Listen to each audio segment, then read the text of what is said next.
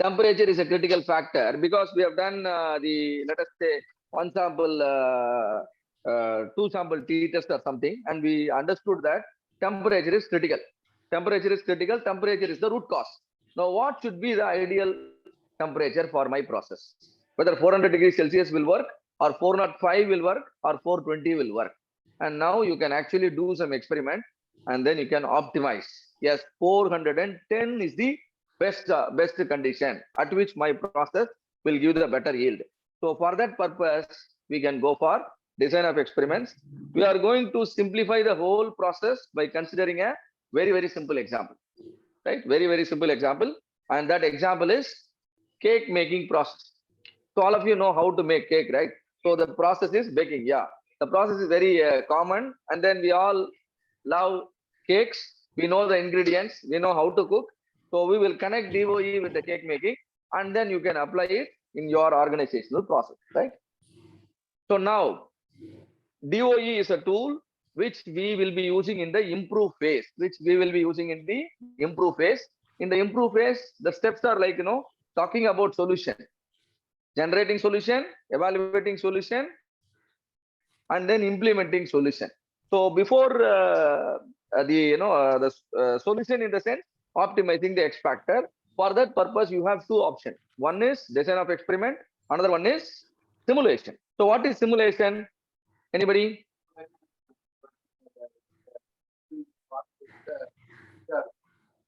Correct. So simulation is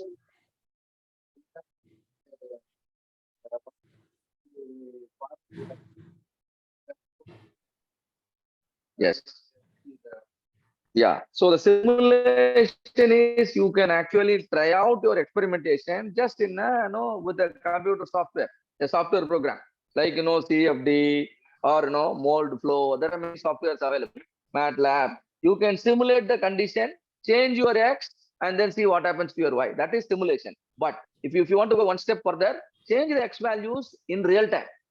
Change the X values in real time and see what happens to your Y. That is called design of experiments. And we are here to understand DOE. And how DOE is different from traditional approach. The traditional approach is one factor at a time. Traditional approach is one factor at a time. We change one factor and see what happens to Y. We understand the relationship. Now another factor we change. But in real time, things will not work in that fashion. When you are changing the temperature, pressure will automatically change, isn't it? So all the factor will tend to change simultaneously. You can study the factors by changing them simultaneously only in real-time experimentation. That is the purpose of DOE. And only when you change all the factors at a time, you can study an effect called interaction. You can study an effect called interaction. So what is interaction and why it is important, we will be understanding in the upcoming slides. Now, so objective of the DOE, determining which factors are influential. So DOE itself can be used as a hypothesis testing. Influential means critical factor. We can find out which factor is actually critical. And also once the criticality is understood, we can also assign the suitable value. So these are the purpose of DOE. And now coming to the cake making. When it comes to cake making, what is the output or the response variable? You want your cake to be tastier.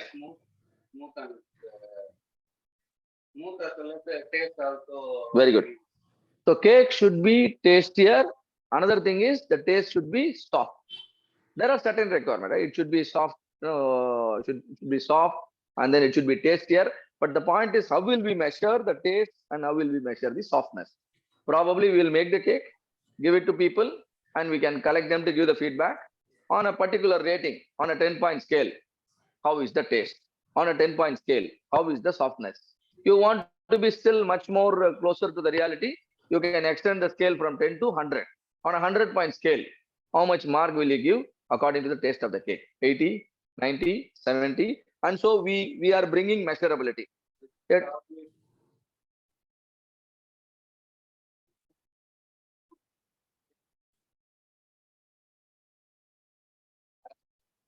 Correct.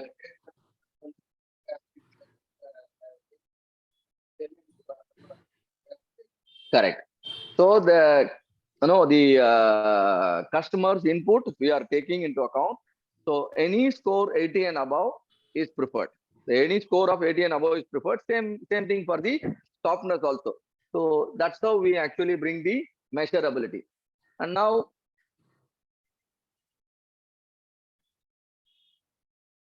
going further. Okay. All right. Now step number 1, decide the CTQ. Look at the CTQ. One is taste. We prefer a taste score of 80 and above. Another thing is softness. Probably for softness, our scale is 10-point scale. We prefer a score of 7 and above. And cost of the cake should be less than 125 per kg. Now there are 3 response variables. This is only example. This is an example. So 3 output now. 3 output we are trying to optimize. When you want to optimize all the 3 together, then your approach is called multivariate analysis. But right now we are going to consider only the taste. Taste means no, it is called univariate analysis. Right? So now second step, select the factors for investigation. What are the factors that impact the taste? It can be your egg, butter, milk, flour, sugar. There are many other factors. Many other factors. And see here, certain factors I have not considered. Humidity. Yes. Correct. So we can have all the factors, and whichever factor controllable, right? They are the design factors. The controllable factors are design factors. But certain factors you cannot control. And here, for example, humidity. You might be having 100 outlets across the country. And what is the humidity at each and every state? You can't control. So that is a noise factor. That is called noise factor. Sometimes we call it as covariate. Because when you change your factor, these noise factors will automatically change. Because when you change the factor, the noise factors will automatically change. So you can call those factors as noise factors or covariates, right? But now I have only egg, butter, milk, flour, and sugar as the design factor, which means I am going to optimize these factors, X1 to X5. When I put right amount of egg, right amount of butter, right amount of milk, flour, and sugar, my cake will be the best, right? That is the goal now. All of you are with me so far? What is DOE and what are we trying to do? Yes. So now, third step, decide the range of investigation. Suppose if it is eggs, what should be the lowest number of eggs that can work for your experimentation? What could be the maximum number of eggs per kg of flour or per kg of cake? At the minimum, you require 2 eggs. At the maximum, you can go for 3 eggs. Anything more than 3, that will spoil your cake. Anything less than 2 also will spoil your cake. I don't have any doubt outside the range. My doubt is only in the range of investigation. All of you understand? Now for cake, now for the egg, there are only 2 options. One is either I will put 2 eggs or otherwise I will put 3 eggs. So 2 is called level 1, level, lower level. 3 is higher level. So how many levels are there for the particular factor X1? 2 levels. For the particular factor X1, there are only 2 levels. And then next thing is your butter. Butter comes in sticks format. Either I can put 1 stick or I can put 1.25 stick. I don't want to test beyond. So what I'm trying to say is you should know your limit.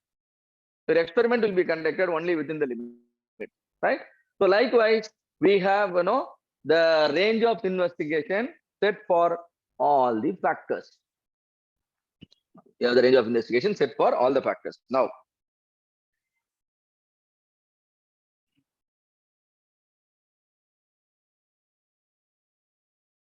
okay. Now the next step is decide the levels within the respective range. Now I want to make the problem very simple. I'm going to consider only two levels. One is low level, another one is high level, right? For each of the factor, low and high. Low means 2x, high means 3x. For butter, low means 1 stick, high means 1.25 stick. My interest is whether low will work or high will work, that's all. In certain DOE, we may have a middle value also. Between low and high, I'll put the no, low, medium and high, right? So now, further, the next step. Follow the principles of design. There are three important principles all of you should know when you are doing DOE. Number one, randomization. Number two, replication. Number three, blocking. Number one, randomization. Number two, replication. Number three, blocking. Why randomization? Randomization will minimize the effect of the noise factor. All of you, do you know what are noise factor? Humidity, room temperature, right? And the type of oven. Certain factors. Yes, Venkat? Covariance. Yes, covariate, exactly, covariate. So these noise factors, we want to ensure the effect of the noise factor is minimum. For that purpose, you have to randomize. See, what I'm trying to say is, if you do all the experiments in a day, which is completely rainy, you may end up arriving on a wrong formula, isn't it? So you should not, allow your noise factors to have a huge impact. So we need to randomize, conduct the experiment in a randomized manner. If there is 1 week time slot available, you prefer to, make the cake throughout the week. You prefer to make the cake in the morning time also, in the evening time also, because the humidity levels will be different, right? If I make all the cake in the morning, then what will happen? All my evening cakes may have a poor taste, isn't it? So this is called randomization. This is called randomization, and then replication. Replication is any formula you do, you have to repeat it at least 2 times. Any formula you do, you have to repeat it at least 2 times, and that will minimize the experimental error. That will help you to minimize the experimental error, because when I make it 2 times, then only repeatability comes in picture, right? Then only the error can be captured. If you are doing the experiment only once, and if there is an experimental error, you may not recognize, right? So we do it at least 2 times. Number of replications should be 2 times. And then blocking. What is blocking? Let us say, in order to arrive on a formula for the cakes, tell me how many cakes you think you might have to make if you are trying to optimize the cake making process. You are doing R&D. Now, how many cakes, model cakes you may have to make? Maybe a few hundreds, isn't it? And all hundreds of cakes, you can't do it in a one go. Maybe 10 in a particular day. So you will be running it in 10 different days. 10 per day means total experimentation will run for 10 days. Now, automatically, you form 10 blocks. Automatically, you form 10 blocks, right? So, this is called blocking. So, all of you, do you understand what is randomization, what is replication, and what is blocking? Please confirm. Sir, can you explain that blocking part once? What is? Okay.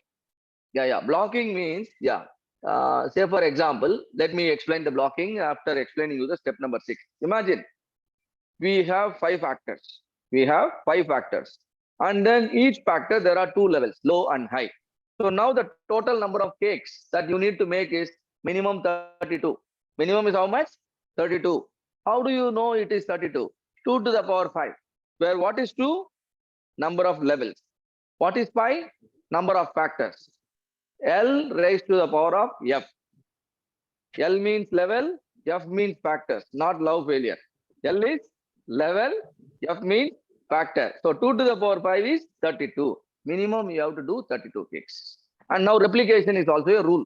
Every cake you have to make at least 2 times. So 32 into 2, 64. So 64 cakes you have to make to optimize the 5 factors. Your from egg, butter, milk, flour, and the other one. And now tell me, if you are making 64 cakes in your house with the help of your wife, right? You have to make 64 cakes. You to arrive on a formula for the cake because you want to open a cake shop. Now tell me, will you be able to make 64 cakes in a single go? Difficult. And in a day, how many cakes you might make? Come on, tell me. Maximum. Okay, let us say 6. Yeah. So 64, let us say per day you are making 8 cakes approximately. So now how many days you might require to complete all your experiments? Venkat? 8 days. So number of blocks are 8. Number of blocks are 8. All of you, do you understand what is blocking now? Yes. Yes? Yes. Very good. Now 8 days. In a day, how many cakes you have to make? 8 cakes. 8 cakes. Now, if you and your wife are involved in the cake making, you should make 4 and your wife should make 4. This is another blocking inside your block. Do you understand? Another blocking inside your block. All of you, do you understand how the blocking is happening? Yes, yes. Very good. Yes. Now how many cakes you are making? 4. Now you have to make 2 cakes in the forenoon and 2 in the evening. 2 cakes in the daytime, 2 in the evening time. Why are we doing all this blocking? Ultimately, we want to minimize the noise. We want to minimize noise and we want to minimize the bias also. And now 2 cakes in the daytime. Which cake, which formula you should do first? Which formula you should do next? That should be completely randomized. Even the cake maker should not know which one is doing first. Suppose first day if I am doing the first formula, and second day when I am doing, I may do second formula. Do you understand? This is called randomization. Why? Because if you don't randomize, there is a chance of bias. I might think that I know the experiment, and then I may behave in a biased manner. So 3 principles we need to follow. One is blocking, another one is replication, another one is randomization. So purpose of randomization, what is the purpose of randomization? Minimize the effect of noise. Minimize the effect of noise. Very good. And what is the purpose of replication? Minimize experimental error. Very good. Replication is for minimizing experimental error. Because when I do 2 times, but I get different reading, what is it? Experimental error, isn't it? And then finally, the blocking will help in, yes, the randomization will help in minimizing the noise. Replication will help in minimizing the experimental error. And blocking can help in minimizing the bias as well as the effect of the noise factor, right?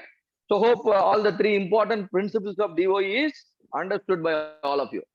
See, we are talking about cake making, but you won't be making cakes in your company. You will be making products, isn't it? You will be offering services. Your factors will be different, but then whatever the procedure we are discussing will be common. Now, step number 7, conduct the experiment and collect the data. Measure the taste on a 100 point scale, and you can record it for all 32 cakes. After making 32 cakes, make 32 pieces, give it to 32 people and collect their feedback on a 100 point scale. Now 32 data points will be available. Now analyze the DOE, analyze the design of experiment, determine the combination. Optimum combination means that is the solution you are looking at. You are getting the solution at step number 9, and now you can actually predict an optimum combination, and finally you can pilot the optimum combination, right? So this is how the DOE steps will work, and this is what we are going to follow now. So this I already explained. So hope all of you are thorough with the steps in DOE. There are about 11 steps, and now the same thing is explained here: blocking, replication, randomization. So purpose of blocking, minimize bias, and number 2, minimize noise. Purpose of replication, minimize experimental error. Purpose of randomization, reduce the effect of the noise. Very good. Now, main effect Main effect means what is that every single factor is doing or what the egg can do. If I increase the egg, is it adding to the taste or no suppressing the taste? That is called main effect. See here, milk. I am adding 2 cups of milk. Look at the taste score, 75. But when I add extra milk, what happens to the taste? Increasing. This is called effect of milk, called main effect. Now, interaction effect. Milk is, when the milk is 3 cups, the taste score is 78. But look at the, what you call the sugar. Sugar is 2 spoons. When sugar is 2 spoons and then the milk is 3 cups, your taste score is 78. But for the same amount of milk, when I change the sugar to 1 spoon, can you see an improvement in the taste? Now, the milk level is 3 cup only, but you get different result. Why? Because of the presence of sugar. So, presence of one factor influence the effect of another factor. This is called interaction. This is called interaction. All of you, do you understand what is interaction? Yes. So how you behave normally, but in the presence of another factor, if your behavior changes, interaction is found to exist. Right? Imagine how you will behave if you are alone. Suppose if you are in a group, how you behave. If there is a difference in the behavior, what is it called? There is interaction happening, isn't it? Between the group and your way of behavior. So blocking, we already talked.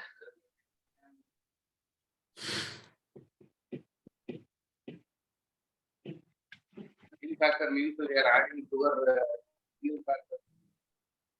So we can say that mean factor is utility factor. As well as this one is 2 factors. 2 factors will be in the interaction. So that Yeah, always interaction happens only if there are multiple factors. If there is only one factor, you will have only main effect. Only when there is second factor, then there will be interactions happening. So this also, this is some theory you need to understand because you should be comfortable with the terminology. Factorial design. Factorial design means just now we designed the experiment for DOE. We understood there are 64 cakes we have to make. If you make all 64 cakes, then your design is called full factorial design. 64 cakes as per the design. And all 64 cakes are made. Your design is called full factorial design. Suppose you make only half of the cakes. Instead of 64, you are making only 32. Now your design is called half factorial design. You are not even making half.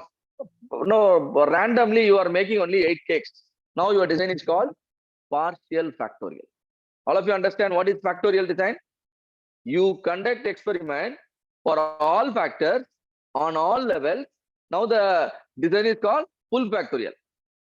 You are only conducting half of the experiment. Your design is called half factorial. You are only conducting a part of the number of experiments. Now your design is called partial factorial design. Now response surface design. What is this response surface design? Imagine for a factor, I have 2 levels, low and high. Low, I got one y value, and high, I got another y value. Now, how many points I have? How many output I have? Now, if I connect, it will be a straight line. The relationship is linear. Suppose if the relationship is not linear, if it is non-linear, it is going like this. Parabola or ellipse or something. Now, do you think with just 2 points you can draw the parabola? You require intermediate points. We call it center point. We call it center point, right? So first low, medium, high. Now when I connect the profile, I'll be able to even predict the non-linear profile, isn't it?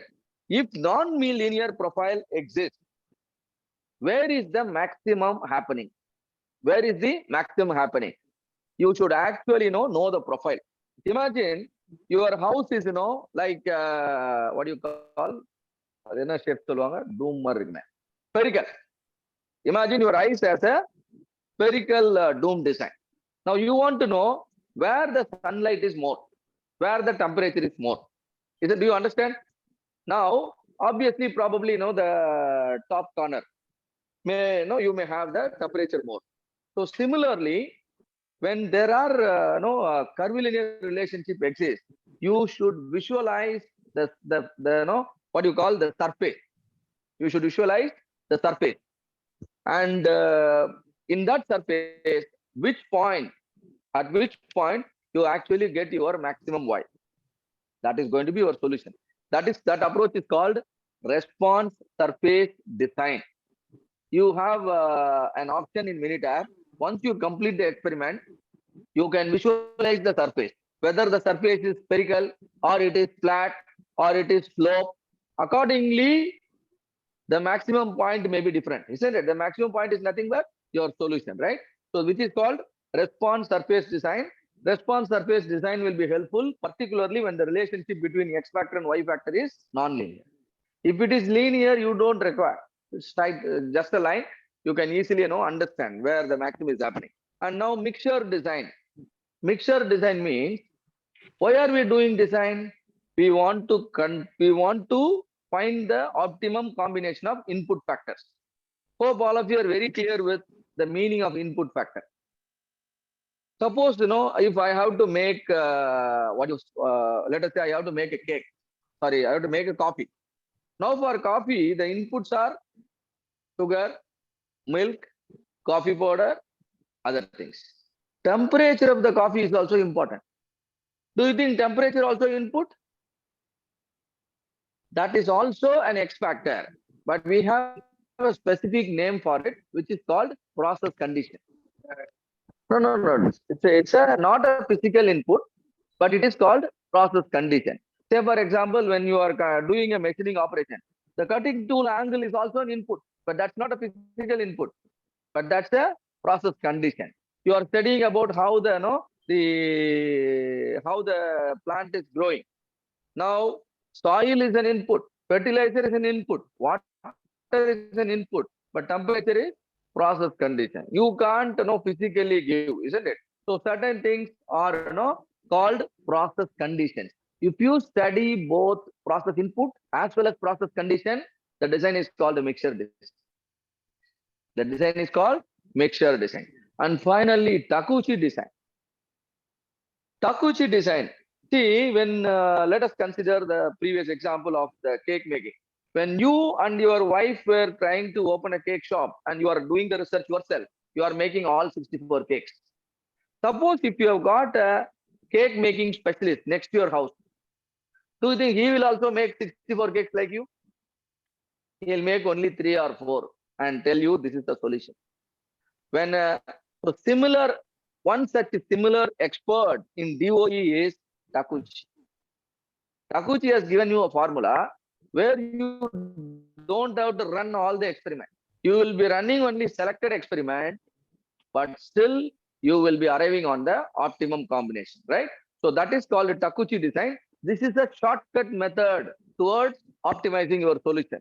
So following shortcut with the help of some expert is possible. Same thing is possible in DOE. We call it Takeuchi design. Ready-made test layout is available according to Takeuchi, right? That is available in Google itself. They are called orthogonal design. They are called orthogonal design. Simply you can pick up any one of the design and do the experiment according to Takeuchi's suggestion, and you will be able to land up in a best solution. But here the advantage is you can exclude certain experiments. So your cost will be saved, money will be saved. That is the advantage of Takeuchi design. Please confirm, have you understood all the 4? All of you? Those who are in online also? Yes, sir. Very good, right? So factorial, response, and then the third one, Takeuchi mixture design. Now coming to the number of experiments. First, there are 2 factors. Factor A and factor B. For factor A, how many levels? 2. For factor B also 2 levels. Now, what is the total number of experiments you need to do? 4 experiments. It is called the number of runs. It is called number of runs. Very easy to understand, right? 2 into 2. You can use my formula also. L to the power of 4. L is 2, F is 2, 2 to the power 2, 4. The total number of experiment is 4. And alternate formula, look at the alternate formula. This will be helpful always. Level for factor A multiplied by level for factor B.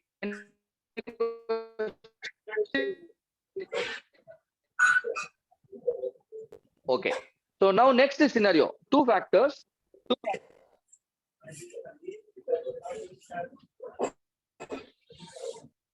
Okay. 2 factors. One factor, the level is 2. Other factor, the level is 3. Now, what is the total number of experiments? I think it is self-explanatory. Come to the 5th row. How many factors? 5. 5. For each factor, look at the levels. 2, 3, 5, 2 and 3. Now, what is the total number of experiments? 180. 180. How do I get it? Multiply all the levels. 6, 6, 6. And 30, 30. Yeah. 1. Yes, sir. all of you are getting, right? So, before conducting the experiment, in order to work out the budget, you need to know all these things. How many experiments, right? And if there are replication, then you have to double it. You have to triple it, and all those things you will be doing. Now, balanced design and unbalanced design. What is balanced design? Let us consider the first row. 2 factors, 2 levels. What is the total number of experiments? 4 experiments. Now, each experiment, if you do exactly same number of times, your design is balanced. All of you, do you understand what I'm speaking? Each Yes, sir. experiment, if you do it exactly same number of times. For example, 4 experiments. Let us say the replication is 2. Now, for every combination, how many experiments I am doing? 2. A is low, B is low. I do 2 experiments in this condition. I will do 2 experiments in this condition. Now, another condition is A is high, B is also high. I'll give 2 more. I'll do 2 more experiments. What is the other 2 conditions? A low, B high. A is low, B is high. Now, how many experiments I will do? 2 experiments. Now, A is high, B is low. Here also I will do 2 experiments. So, in all possible conditions, if you do exactly same number of experiments, your design is called balanced. Suppose for some reason, when both factors are low, I want to do no extra experiment. 3 experiments. Now my design is unbalanced. In all other points, I have done only 2 experiments. But specifically 1 point, because I doubt that the solution is there. I do it extra time. Now that will make my design unbalanced. Hope all of you understand what is balanced design and unbalanced. Yes, sir. The When your factors are less levels of ANOVA can be performed. When your design is unbalanced, you have to go for a tool called general linear model. For balanced design, ANOVA. And if the design is unbalanced, you must move to general linear model. General linear model also procedure is same ANOVA only. But then, since the design is unbalanced, there are certain changes made in the procedure. So we call it by a special name called general linear model. All of you understand up to this? yes, sir. Very good. Now what is this orthogonal experiment and factorial experiment? Look at the diagram A. Diagram A is this one. You can see the entire cube. How many factors are there in the cube? Can one of you tell me? The diagram A means, let me show you.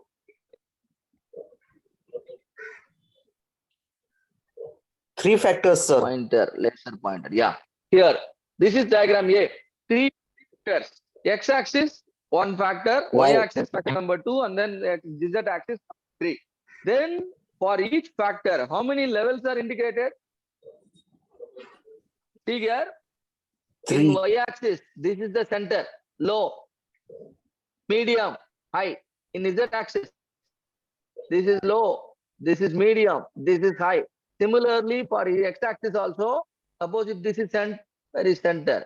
Suppose this is x-axis, this is low, this is medium, this is high.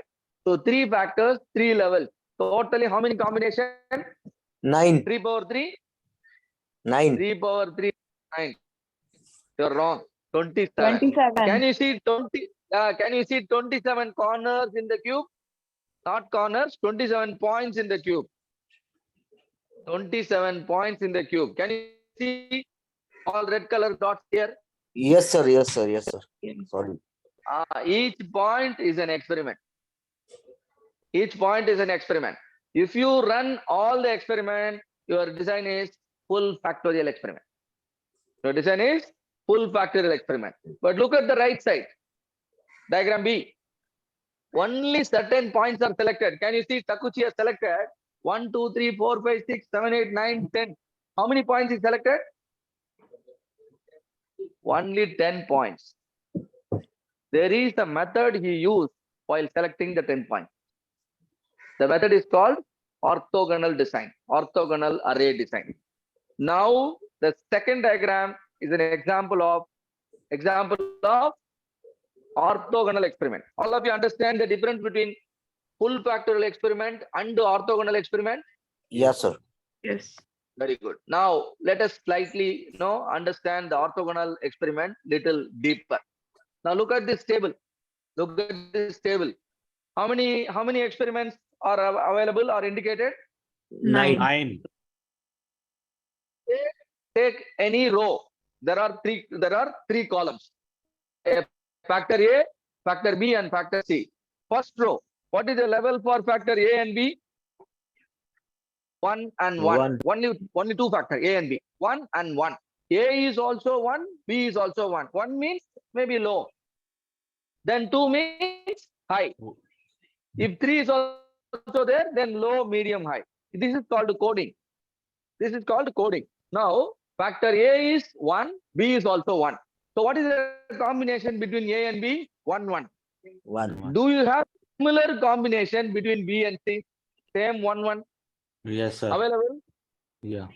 Definitely available. On the same row, it is available. This condition should be fulfilled for all the 9 rows. Then your array is called orthogonal array. That's all.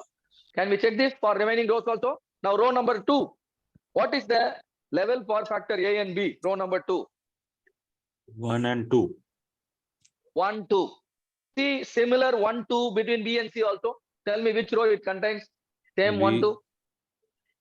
No. Between B. On B and C is same. 2, 2. Oh.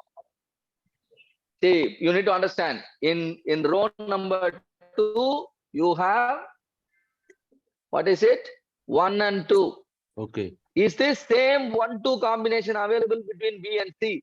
If available, which row contains 1, 2? 1 for B and 2 for C. Number 4. 1, 2. Oh, yes. Fourth row Row contains, number right? 4th. Okay. Very good. Row number 4. Yeah, So now, 4th row. same way, check for all the rows.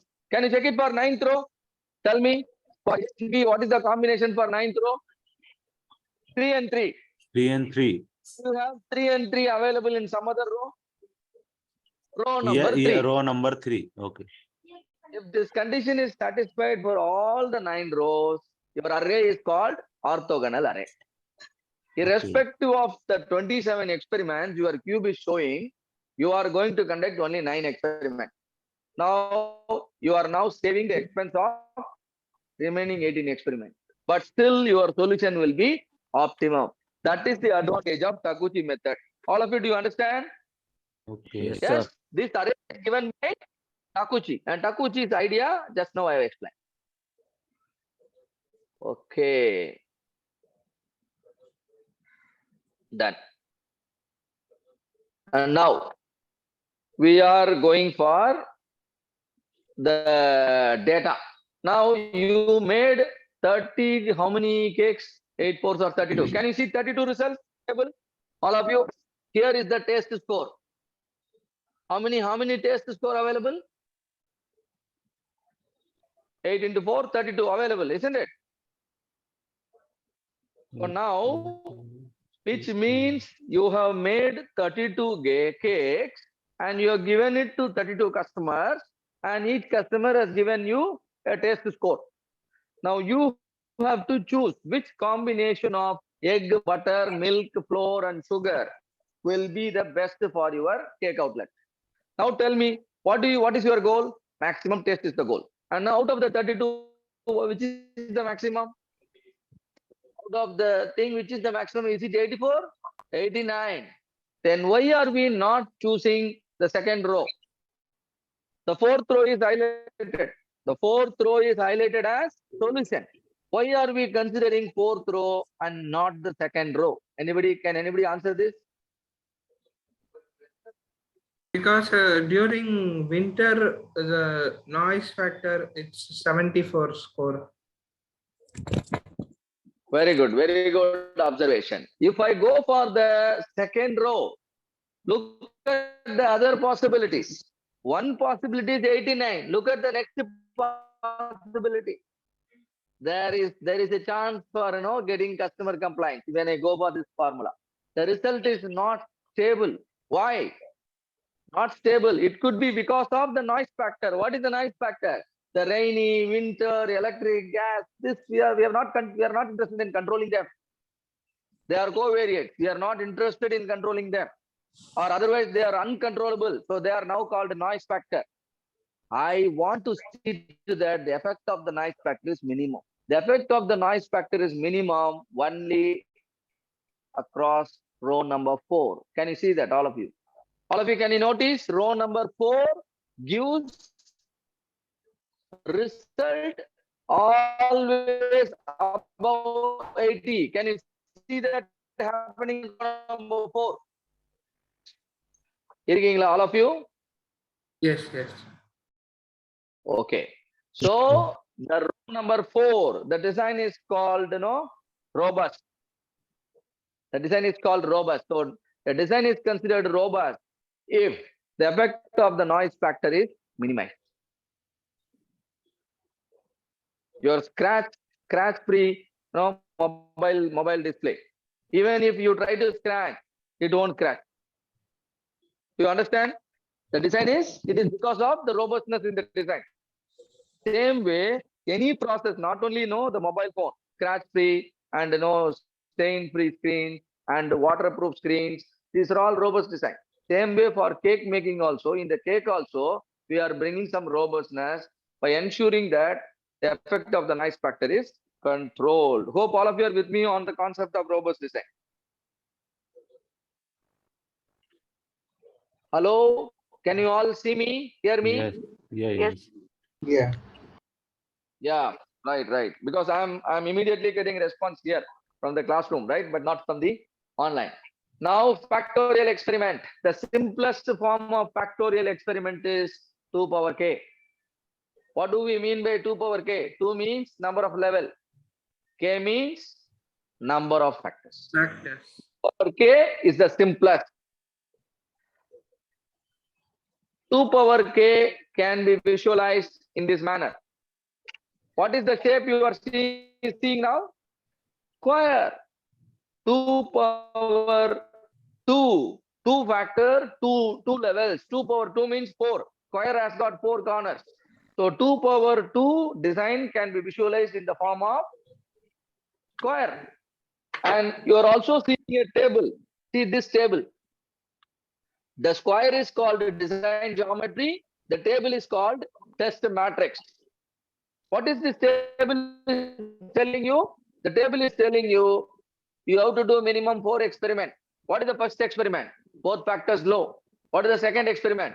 A is high, B is low. What is the third experiment? A is low, B is high. The fourth experiment, both are high. All of you understand the meaning of design geometry and test matrix? If Yes, there are sir. 3 factors, A, B and 3 factors with the 2 level, total number of experiments, 2 power 3. 2 power 3 is 8. Can you see 8 rows? Can you see 8 rows? Yes. sir. And now all possible combination of the factors are available in the table, which is called the test matrix, which is called the test matrix for 3 factors at 2 level. For 3 factors at 2 level.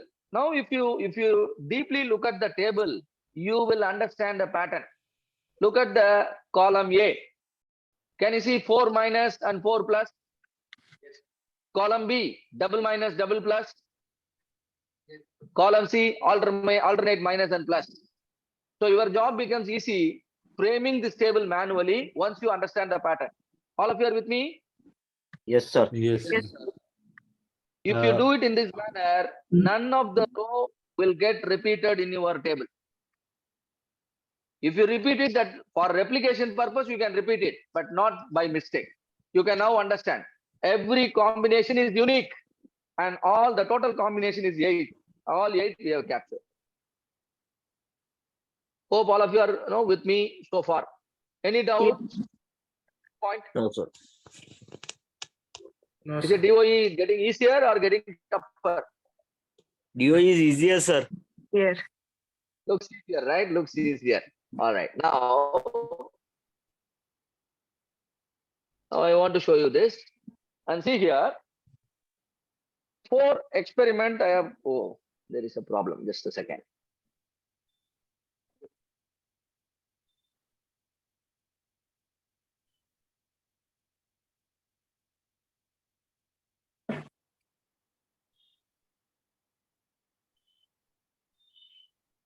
Yes. See, now there are 2 factors, 2 levels. Experiments are conducted, and that's the reason why you got 4 experimental output. That's the reason you got 4 experimental output. See here, first output, second output, third output, and fourth output. All of you, can you see all the output? Yes, sir. Yes, sir. You can see the output, right? So let me have a seat. Yeah. So we have 4 output, 1, 2, 3, and 4. Now, when A is low, B is also low. What is your output? 10. 10. Now mark this in this graph. This graph is called interaction plot. A is low and high.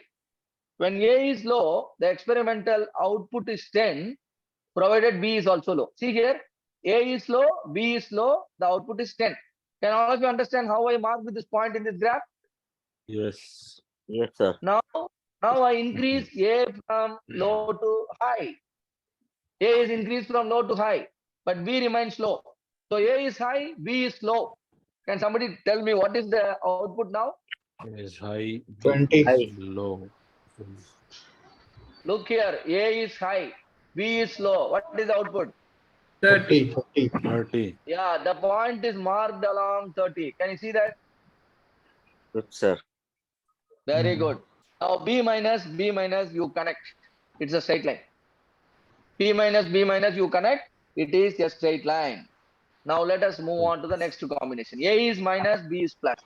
When A is minus, B is plus. Minus B is plus 20. From here, what is the output? Experimental output? 20. 20. Very 20. This point represents 20 on your y-axis. Yes. Now A is high, B is also high. What is your output? 40. Is high 40. 40. So this point represents 40. Now can you connect B plus and B plus? Yes. After connecting B minus and B minus, similarly B plus and B plus, I realize there are two lines going exactly parallel. When the lines are exactly parallel, there is no interaction between the factors. Whether interaction is there or not, this graph can answer. The graph is called interaction plot. Since the lines are parallel to each other, these factors do not interact. So there are only 2 factors. So you need to control only 2 effects. Effect due to A, effect due to B. If you control effect of A, control effect of B, your solution is optimized. But if there is interaction, let us consider another scenario. Now for the same number of factors and levels, I have done 4 experiments and the outputs are available. Now same manner, will you be able to plot this graph? A minus, B minus. What is the output? 10. And A plus B minus, what is the output? Plus B 30. minus 30. 30. Yeah, but A minus B plus, the output is 20. 20. Plus A plus B plus, the output is 0. 0. Now, same way I can connect B minus and B plus B plus. Can you see the lines intersecting each other? Yes, sir. Yes, sir. Factors are interacting here. If the factors are interacting, there are two factors, but how many effects? How many effects will be there now? 4. Only one. 1. 3 effects will be there. One is effect due to A, another one is main effect due to B, and third one is main effect due to interaction. Okay. Generally, the interaction will be invisible to professionals. The interaction is visible only to professionals who know DOE. This is the main reason most of the time we are not able to achieve excellence. For example, our petrol engine. What is the efficiency, fuel efficiency? Only 30%, which means 70% of the fuel we are simply wasting. That is not going to the wheels, isn't it? So 30% is the efficiency. Why are we not reaching 50%, 60% and 70%? Our vehicles can give mileage of 100 kilometers, but it is not. Simply because the number of factors are more, so the interactions are more, and we are not able to control. Right?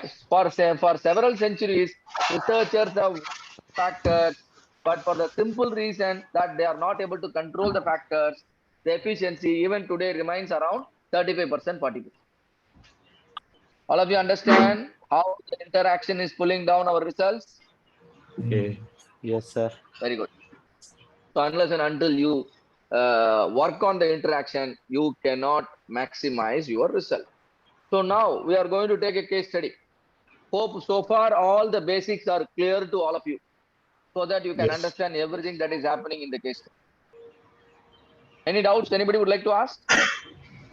We can take your questions now. Anything, even the basics. What is DOE? What is factor? What is level? What is interaction? What is main effect? What is replication? What is randomization? What is blocking? Hope everything is clear to everyone here. Yes. Done. Sir, So now, previous slide, like you told, there are 3 factors, but since you have a factor A and B, automatically we will have that interaction, no, sir? Why should we need another no, factor called interaction? automatically, not automatically. Sir, can I come? See, Can I come? no, sir, it's a simple. Okay, you explain, sir. Okay. RK, The sir, thing please. is, please note, was there any interaction between Shivakumar and Ramakrishnan so far? Tell me. Ramakrishnan was teaching you yesterday. Gopal Shivakumar is teaching you now. Was there any interaction? No, today. Yes or no? Now only the interaction has started. You are asking a question, I have interacted. Therefore, A and B can have separately have an effect that's called main effect. Sometimes they can interact, like if there is a disturbance, like you have done now, you have asked a question. After finishing everything, you are asking a question. There is a disturbance. Then there is an interaction. So there will always be an interaction when there is a rare occasion. Thank you very much. Yes. Now I'll Understood. give one more example. So there Question may is be an raised. interaction, there may not be Let me ask interaction. one- let me give- If you add salt and milk, will there be an interaction? No. But if you add salt and sugar in milk, there will be an interaction. Yes or no? Your milk Yes. will spoiled. So let me give another better example. Imagine you are taking a painkiller, all of you. All of you imagine you are taking a painkiller. Yes, sir. Painkiller you are taking at 9:30 a.m. in the morning. Why are you taking painkiller? Because you have a pain in your leg or knee, right? You have a knee problem and you are taking a painkiller, and immediately the medicine gives you a relief for 2 hours. What is the effect of painkiller here? 2 hours. 2 hours. 2 hours relief from the pain. Now, next day you are taking the painkiller along with an antibiotic A. antibiotic is taken, painkiller also taken. Now also you get the same pain relief for 2 hours. Now what is your opinion? Is this painkiller and antibiotic is interacting, or No. they are not? No. They are not, the others Yes. performance. Yes. Even in the presence of antibiotic A, the painkiller is functioning smoothly. Yes. Now, another occasion, you are taking painkiller and antibiotic B. Now, what happened? The effect of the painkiller is reduced to only 1.5 hours. Yes. You got pain relief only for 1.5 hours. Now, what happened to the half an hour? How it got reduced? Antibiotic B. Antibiotic B. So, antibiotic B is suppressing the performance of the painkiller. Can you all understand? Yes, sir. In the second scenario, there was no interaction. You can allow your patient to take the painkiller along with antibiotic A, but don't allow your patient to take the painkiller along with antibiotic B. Antibiotic B has interaction with the painkiller. Now, doctor will advise, take this painkiller first. 2 hours later only, you should take the antibiotic, because when you take them inside, they will interact, which is not good for your body. If something is not good for your body or not good for your process, will you allow them to interact? No. No, sir. No. Sometimes interaction may be positive. Sometimes interaction may be positive. Imagine Suresh Raina is playing. Suresh Raina, you all know Suresh Raina, right? Yeah. Yeah. Yes, sir. Now retired. Suresh Raina. Suresh Raina is batting for India in a T20 match. And let us take one of the tailender. Who is the tailender? Ashwin. Ashwin, okay, not Ashwin. I want a poor batsman. Let us say Bumrah. Let us say Bumrah. So Raina, Suresh Raina is playing. And how is the batting performance of Suresh Raina? He can hit centuries. He can hit centuries, isn't it? But now he is playing for the last wicket. And who is the combination? Bumrah. Can he play his natural game now? Will he be playing his natural game, or he will be more defensive? To be more cautious, cannot play. So his performance is now coming down, isn't it? So imagine Suresh Raina with the company of MS Dhoni.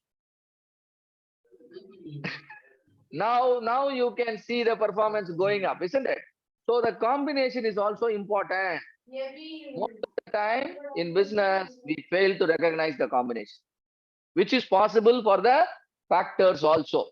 If the interaction is good, like Raina and Dhoni, allow the factors to interact. If the interaction is bad, like your Raina and Bumrah, don't see to that the factors never interact. You must control the factor in a way that they never come together. It can be valve opening position and higher temperature. Valve fully open, temperature maximum. This can be dangerous. I do not know. Under such conditions, make sure when the temperature is high, valve is closed. Something like that, right? So these kind of combinations, if you control, you will be able to better maximize your results. All of you, do you understand now? Yes, sir. Very good. And now I want one of you, the online participant, to read out the question so that we'll discuss on it.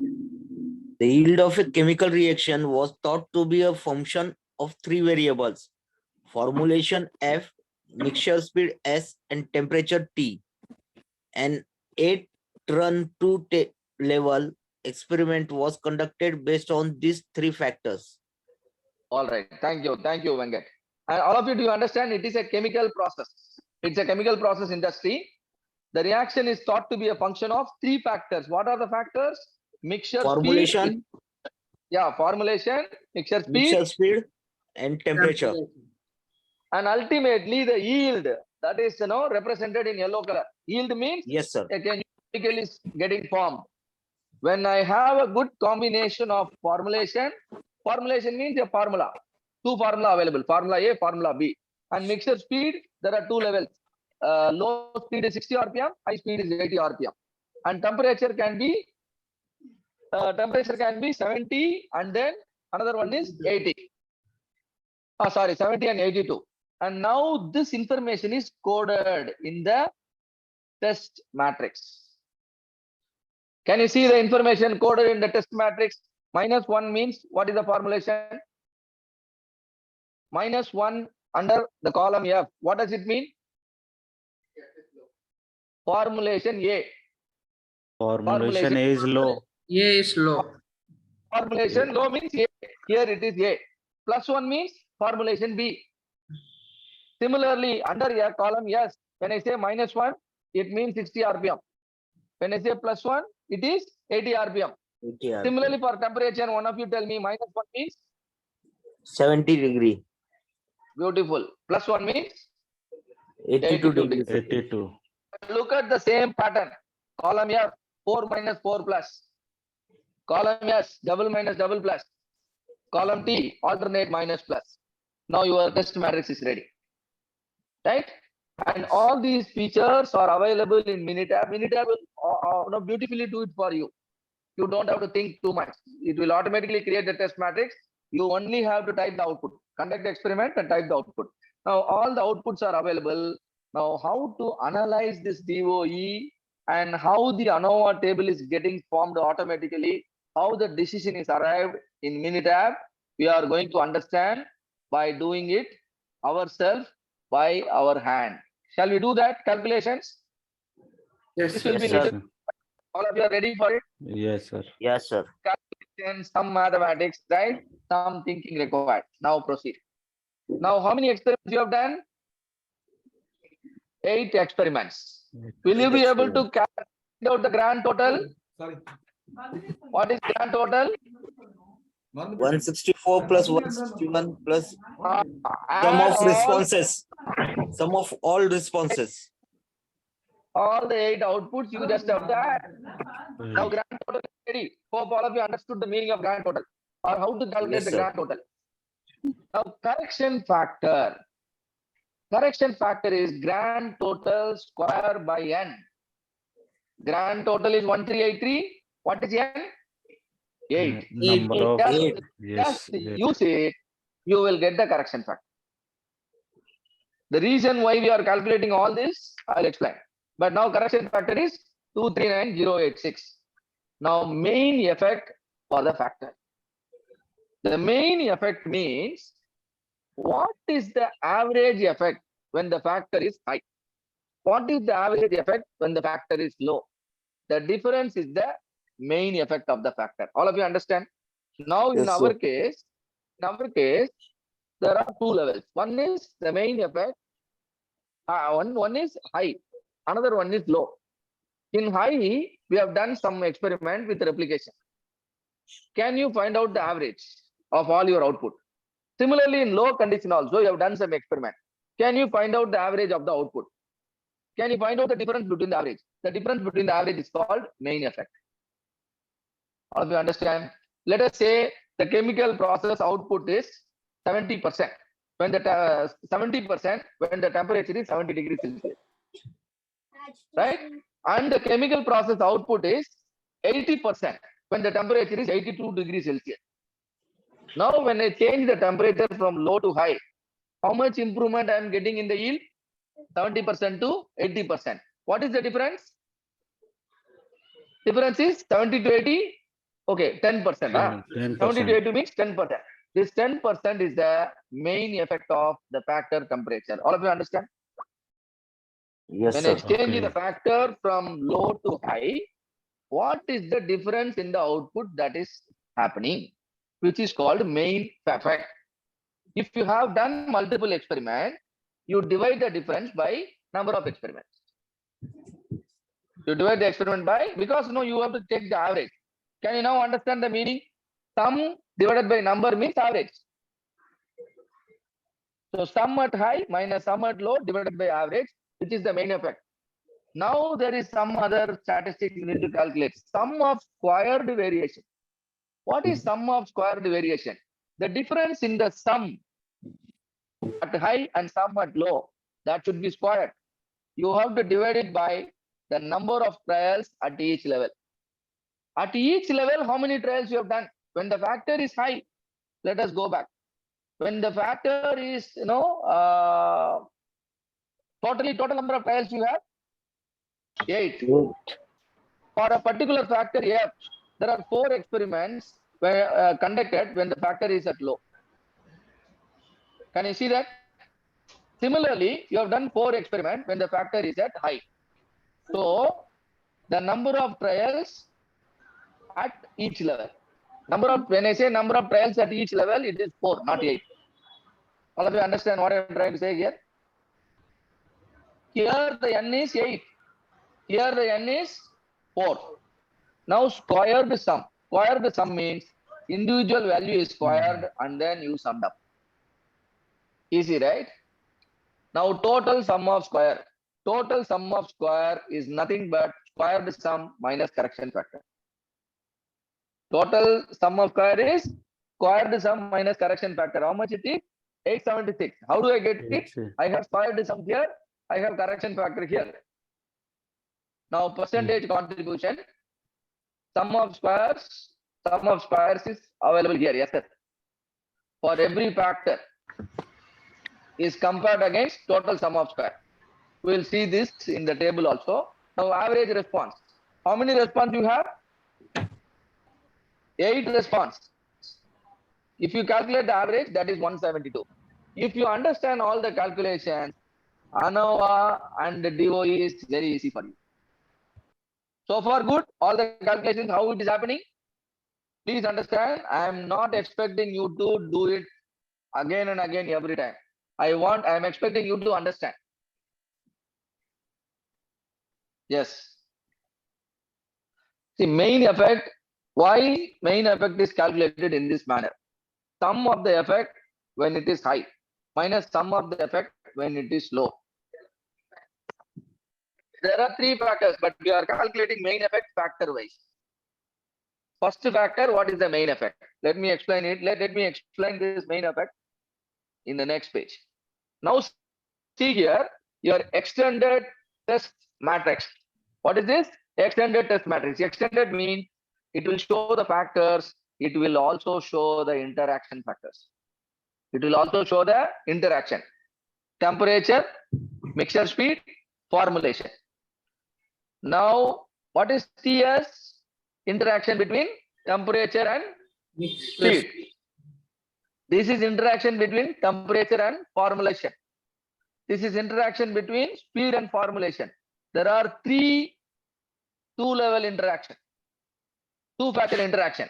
Now look at the third one, 3-factor interaction, all the 3 together. You are also there. Your kids are also there.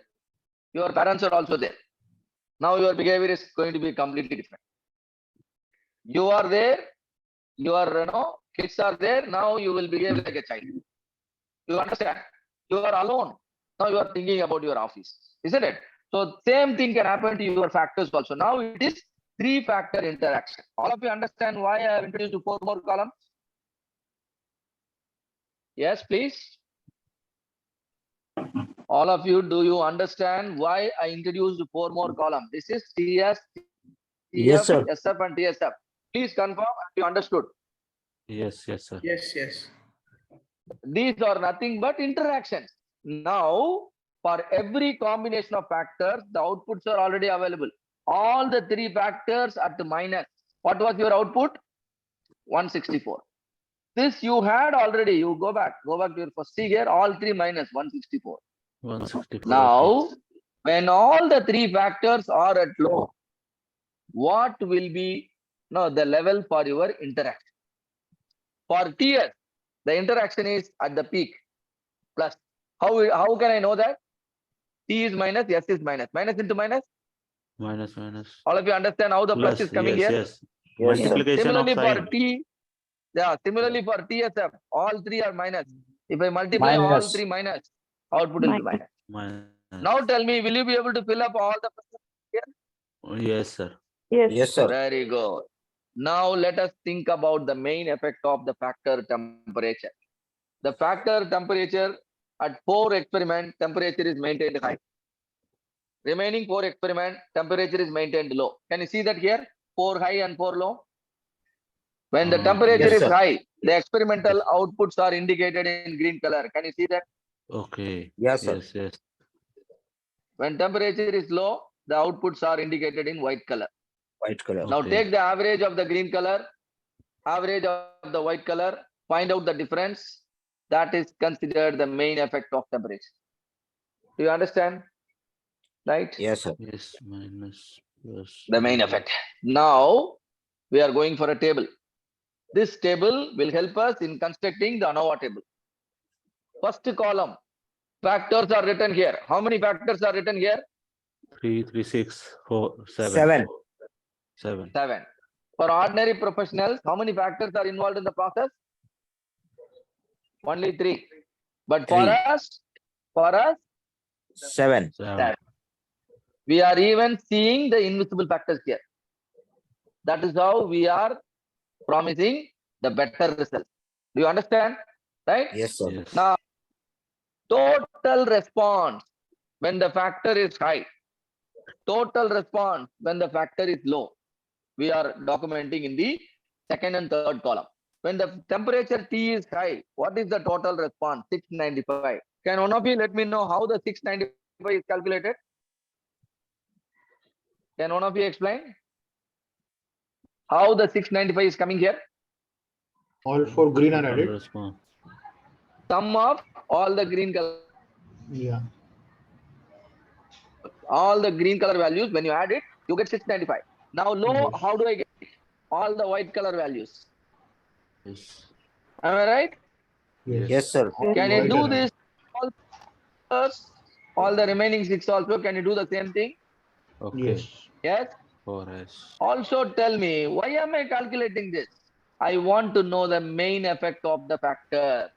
What is the main effect of the factor? The difference in the average. In order to calculate the average, I should sum the value, divide by the number of value. For a higher level, there are 4 values. For lower level, there are 4 values. So I calculate the difference and divide the difference by 4, which is the main effect. How to Okay. get the difference? Now tell me, can one of you explain how the 7 is coming? Gap between high and Uh, low. High total response minus low total response. Very good. So 7 is coming. And Yeah. now that is not the main effect.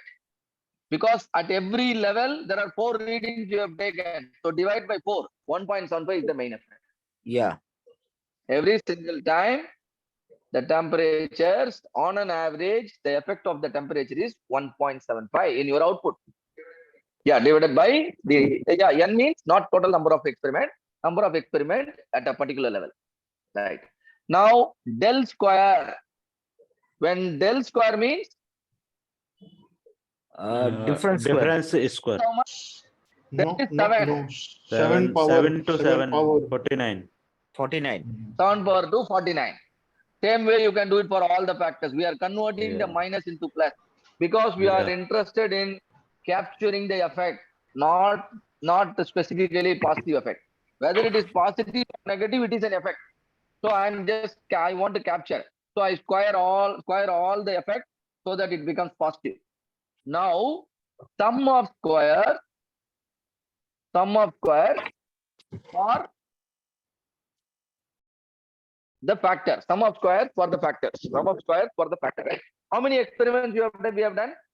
8 experiments. So Yes, divide this del square by 8 so that on an average, what is the sum of square? So SS divided del square by 8, you get it. Now I am bringing total sum of square. When I add all these things, I am getting 876. All of you please remember, please recall, we have already calculated the 876 in the previous slide. Let me show you. Can you see 876 somewhere here? 8, 7. Yes, sir. Total last sum one. of Yes, total sum of squares. Total sum of squares. square is SST. squared sum minus correction factor. Square sum And- minus correction factor. Yes, there is a method here in the previous slide. Use this formula, or if you feel like adding here will be easy, you add here. Both are same, right? Both are same. Now, percentage contribution. What is the contribution? Total effect is 876. Effect due to the temperature is 6.125. So how much is the contribution? 6 upon 876 is 0.69. Not 69, 0.69. Now, because it is already in percentage. Now, 45 upon 876 is 5.1. 820 upon 876 is 93. Now I realize only these two factors are significant. I mean, are significant. Otherwise, considerable. இது கொஞ்சம் போட முடியுமா பாருங்க. போடுறேன்ட்டு போடாம விட்டாரு. So after looking at the table of the percentage, no work ஆகல. You must switch on also. Still it is not coming. No, the Just a first second, I have one, to. yeah.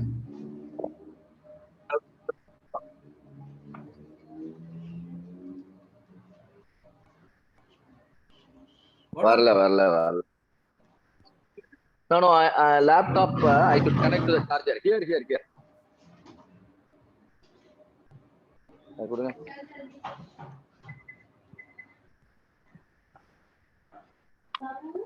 இருக்கும் நமக்கு தெரியல.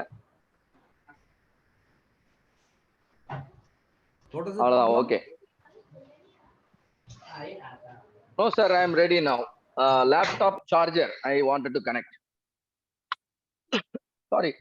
So we'll continue. So now the percentage contribution is calculated. Now I understand the percentage contribution is significant only for two factors, not for the remaining 5. All of you, can you understand this? All of Yes. you, can you confirm? Yeah. Now Yes. we are proceeding to construct the ANOVA table. TOE calculations are over. We are proceeding to ANOVA table. In ANOVA, now we are considering first column, source of variation, which means factors. I have considered only two factors. I have left all the remaining factor. Can you know why? Left Because because for all these the two remaining are contributor. factor, These two are all remaining factor, the contribution is less than 1%. only two. Can you see? Yes. Less than 1%. Yes. Only two factors, S and F, are contributing. Contribution is considerable. Now, Yes. sum of squares for the factor. For factor, yes, the sum of square is 45.125. Do you know Yes. where from this 45 is coming? Can one of you tell me? Sum of squares. Can you see here? SS. Yeah, the second one, SS. S. SS. SS for the factor S is 40. Now, what is SS for the factor F? Can one of you tell me? What is sum of square for the factor F? 820.125. Very good. That is coming here. Now, Yes. total sum of square. Do you know total sum of square 876? 870. Now, Sum of the all total is SS. Sum Sum of very all good. Sum SS. of all SS. Very good. Now, total minus factor S minus factor F will be the balance, which is now called error. Okay. Understand how the error is coming? Yes, got it. Now, we need to go to the third column, degree of freedom. Now, factor S. How many levels are there for factor S? 2 levels. 2 Two. minus 1 is 1, One. which is the freedom. 2 minus 1 is the degree of freedom. Now, factor F. How Also many levels? 2 minus 1. 1. Is 1. Now, for the totally how many experiments you have done? So, 8 minus 1, yes. All of you, do you understand how to calculate total degree of freedom? Yes. Total degree of freedom minus factor degree of freedom will give you the degree of freedom for the error. Error. 7 minus 2 is 5. Yeah. All of you understand how the third column is filled up? All of you, do you Yes. understand how the third column is filled up? Yes or no? Yes, sir. Yes. Now we are going for mean sum of square. This is sum of Mean sum. square factor. Now we are going for mean sum of square. Mean Yes, sum of sir. square means sum of square divided by degree of freedom. Yes. 45 by 1, 45. 820 Yes. by 1, 820. 11 by Yes, sir. 5, 2.3. All of you understand how to get the mean sum of square? Okay. Yes. Yeah. Now you need to go for F value. We are now working with the variance. When you are working with average, you require G score for decision making. While Yes. working with variance, you require F F score. score. Ultimately F score, G square, chi-square score, all of them will Yes. be converted into p-value for easy decision making, right? Now let me teach you F score, but ultimately p-value is important to you. Now F score is nothing but mean sum of squares for the factor divided by the error sum of square. Mean sum of square is 19. Sorry, mean sum of square is 45 for the factor, yes. And how much is the error sum of square? 2.3. 45 divided by 2.3. How much it is coming? 19.40. By 2.3 is 19.40. Now, what is the p-value for 19.40? In G score, p-value is nothing but area to the right of G score. In F score, p-value is area to the right of F score. You should visualize the F distribution. I'll show it in Minitab after explaining this. And ultimately, you can get the p-value. And one more alternate method of getting the p-value is, look at the formula. Right now, all of you can try if you have the laptop open readily. Open an Excel file. Open an Excel file. Use this formula. You will also generate the p-value. Anybody want to try now? Anybody is having the Excel readily available? Can you please raise your hand so that I know you are trying? Anybody would like to try now? Nobody? All right. So you can try later. See here, go to any Excel sheet, go to any cell, start with the equal to symbol. Type equal to, type F distribution. Look at the command, F dist. Open the bracket. Type the F value. How much is the F value for us now? 19.4086, comma, degree of freedom for the factor. What is the degree of freedom for the factor? How much is the degree of freedom for the factor? 1. 1. Degree of freedom for the error, how much it is? 5. 5. So type all these values, close the bracket, and then enter. That will generate p-value. All of you understand how we are generating p-value? Yes, sir. Now look at the p-value and tell me whether the p-value is low or high.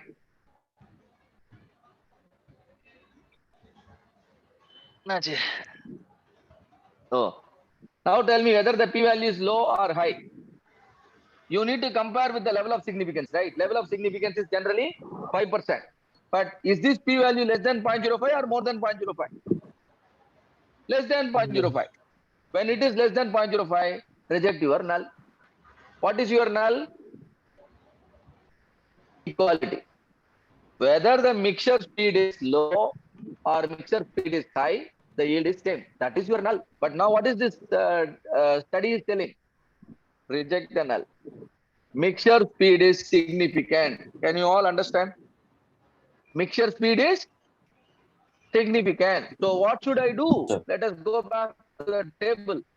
Come to the factor, yes. When the factor is high, what is the total yield? 682. When factor is low, what is the total yield? 701. What do you want? You want to maximize the yield or you want to minimize the yield? Maximize the yield. So then where is the result? 682 is your result or 702 is your result? 701. For 701, factor S is at low. So the solution now, if the doubt is between high and low, you must opt for the low. Can you see here? The final solution is set the S at low. S at low means what is the S value? Mixture speed should be 60 RPM. 60 RPM is the best option. All of you understand how we are optimizing the factor? Yes, sir. Yes. Please confirm. Yeah. Now another factor, which is F. We generate the F score. F score is mean sum of square by error sum of square, and now converted into p-value. Here also it is low, which means the factor is significant. And so F also we need to optimize. And now let us go to F. F, where is the maximum happening? High or low? High. High. So F must be set at high. Now there are two factors which are significant, which are root causes. We have optimized both of them. Now we need to generate the regression equation. We need to generate the regression equation. Now regression equation, also known as prediction equation. See here, prediction equation is y equal to a constant term plus a coefficient and the first factor plus another coefficient and the second factor. All of you, do you understand the equation? Constant plus a coefficient and the first factor plus another coefficient and the second factor. How is this constant coming? Look at the constant. What is this constant? What is the average response? 172. Do you remember? I told you to calculate average. Do you know how this 172 is coming, all of you? Can you please confirm? Yes. Very good.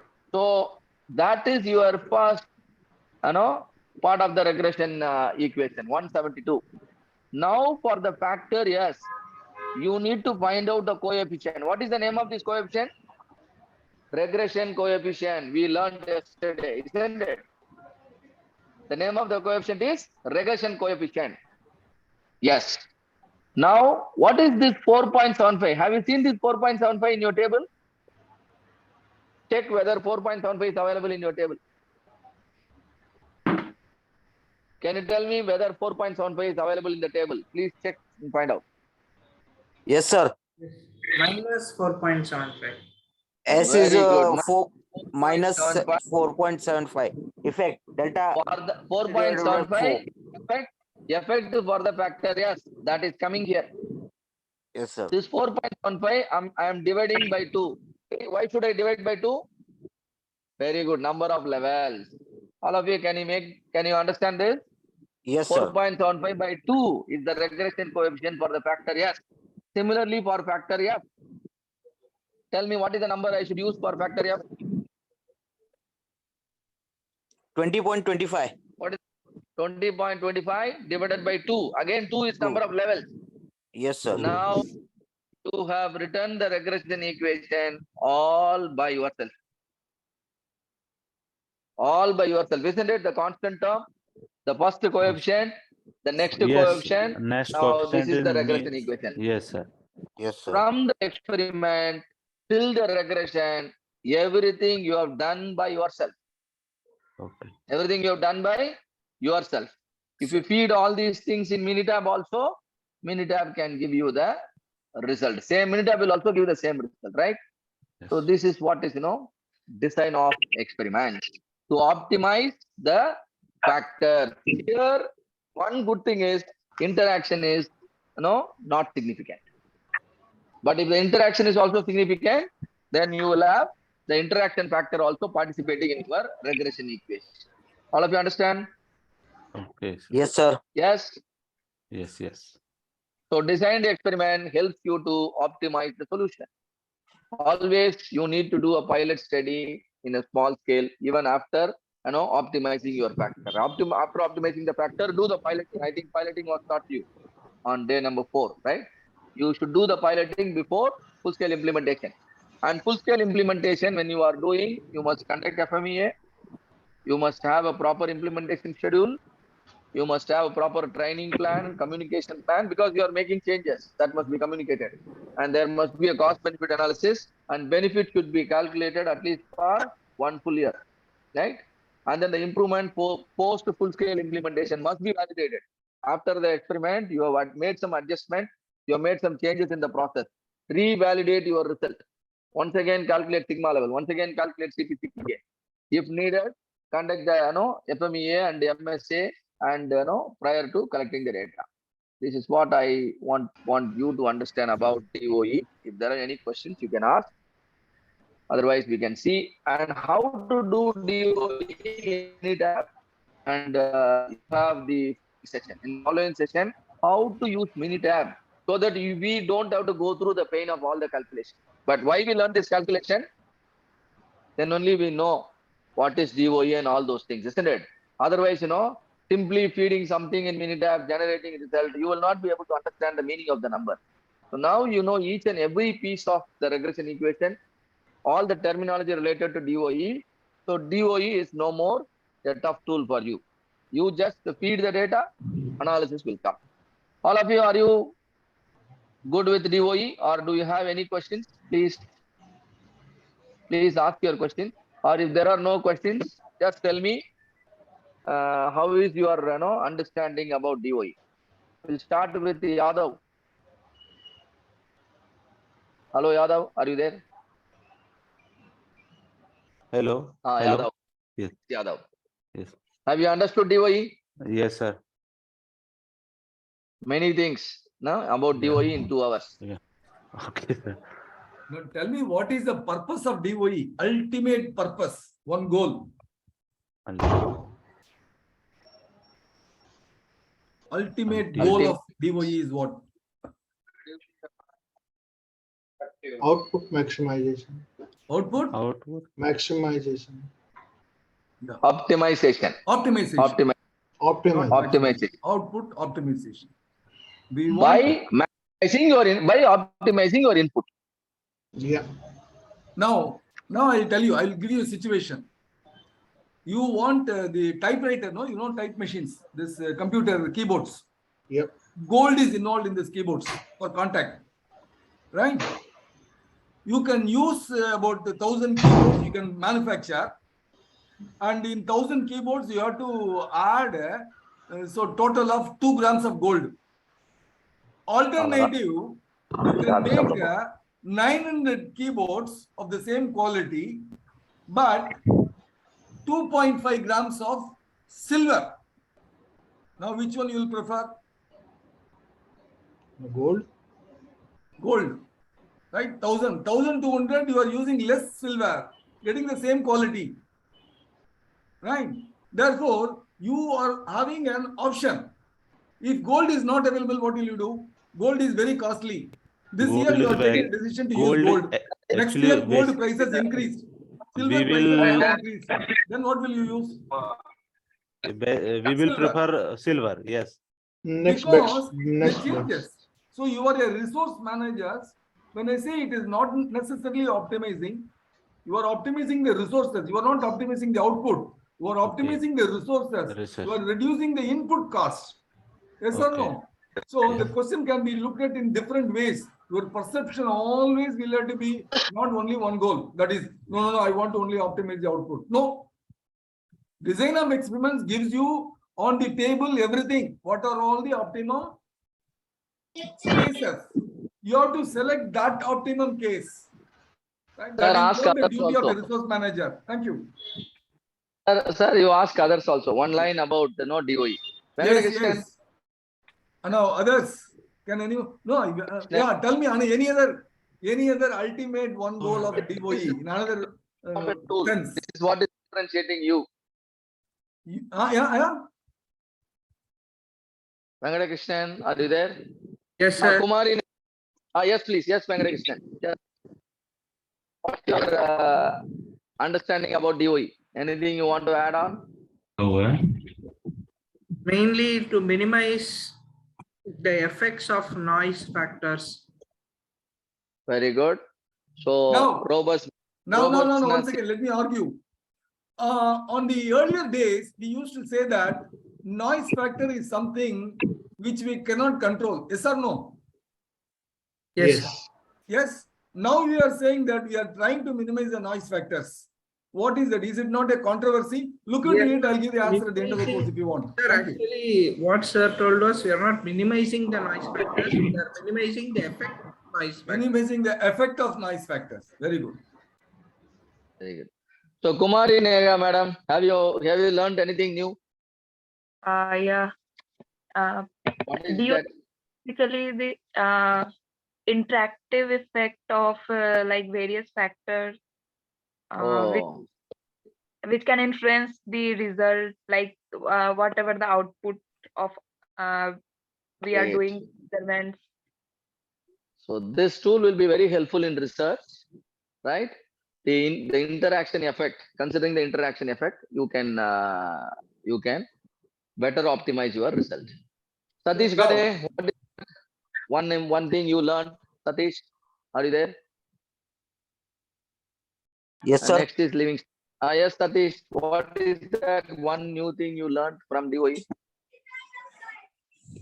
Sir, to pilot study, perform on a small scale. Oh, that is okay. That is, after DOE. No, very good, very good, very good, very good. Satish Gade, I always say, whenever you give a wrong answer, I'll always say that I'll support and say that it is the correct answer. Let me give you points why it is correct. The ultimate goal of design of experiments is to conduct the experiments. In an optimum way. Yes or no? And that Yes, is what you are sir. telling. Right? It is not that you are optimizing the output or optimizing the resources. Optimizing the number of experiments. With minimum number of experiments, you get all the details, get the regression model, fix the factors, get the output that you want. Thank you very much. Okay, Satish, I have one direct question to you. Right? Yes, sir. What are the three principles of design of experiments? Principles. Three important principles we must follow while conducting DOE. Randomization is one. Randomization is one. What are the other two? Blockage. Replication. And third one? No, he has Blocking. said that. He has already said blocking. He has said that. All right. He said that. Second All one, he said block. Now, finally, we are left with Livingston. Livingston, are you there? Livingston. All right. I think all of you have understood the essence of DOE. So we'll have a short break here. Have a cup Sir, of Dr. coffee. Gopal Shivakumar, I want to convey one thing. The classroom looks fantastic with all the people on the view in the screen. Do you agree? Others? Yes, Yes or I no? agree. Yeah. I Yes. agree. That's That's very true. clear. That's true. Should also sit along with the participants while taking the class. Then we can keep it this way. I was standing on the other side. Even now you can't see me. I'm Yeah, no, here. I have seen you. I'm seeing you. Yeah. All right. So probably we can have these kind of sessions, provided the participants' feeling is also not affected. Then we can have many such sessions like this. Okay. All right. All of us, let us go for the coffee and let us take a short break and come back. And we are going to have another beautiful session where Vinod Shankar sir will help us understand how to use Minitab to conduct the DOE. Right now we have mastered it ourselves, and now how to use it, how to conduct it using Minitab. Right. So 10 minutes break, and then we'll be starting here. All right. Yeah, okay. RK sir, please pause the recording. Yeah. Once again, I don't know. And enable screen sharing for. So you can just share so that if you want to do Minitab along with me, you can do like we are done yesterday.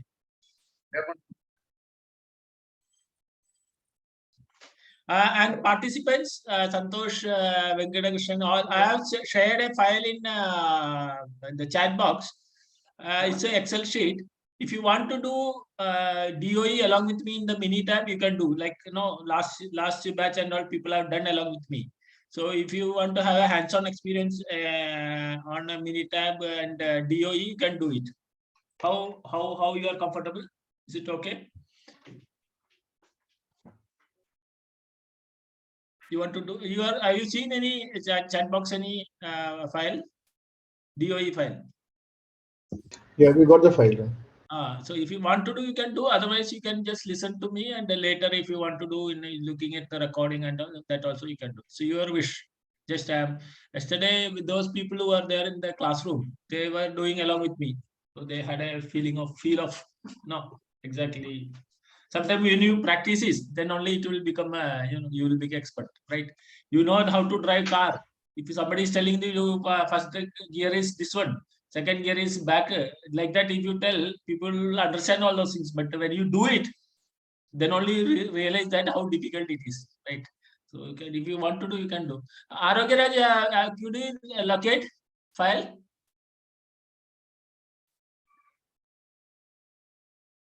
Okay. Sir, you can. They are able to see my. I have sent a file. Whether they is able to connect it.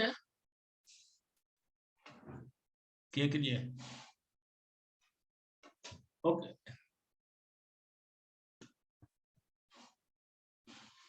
Shall I start? Yes, sir.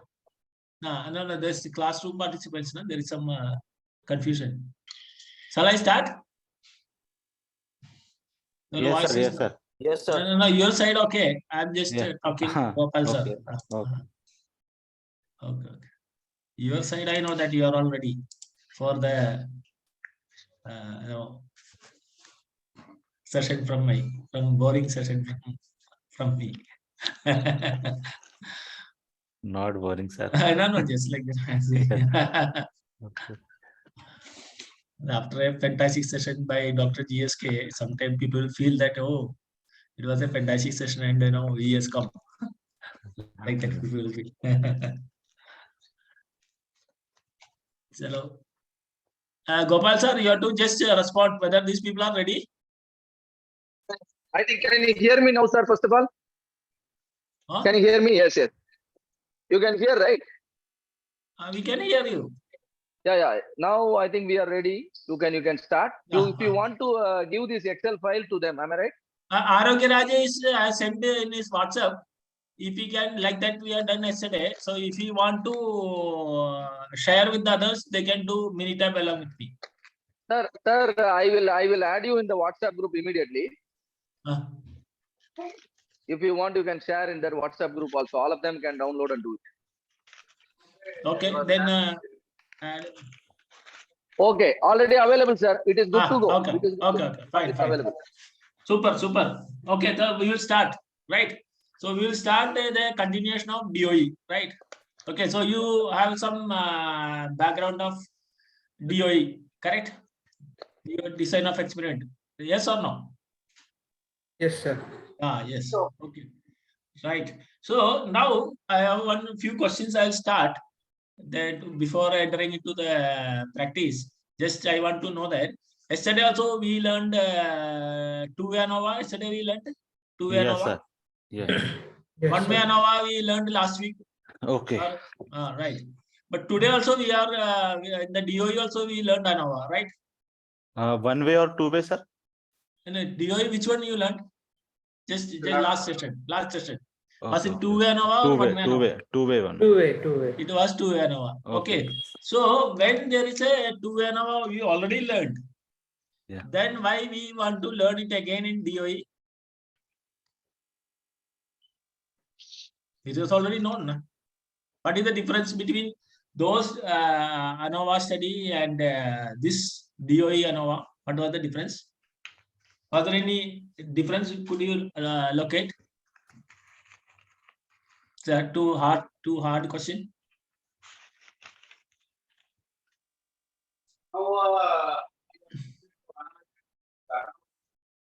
Recording is started, sir. RK sir, recording started. It is there, recording going on. Okay, fine. Yeah, can anyone say what is the difference between the ANOVA we studied in DOE and the ANOVA which we studied in other the 2-way ANOVA and all those things? What is the difference?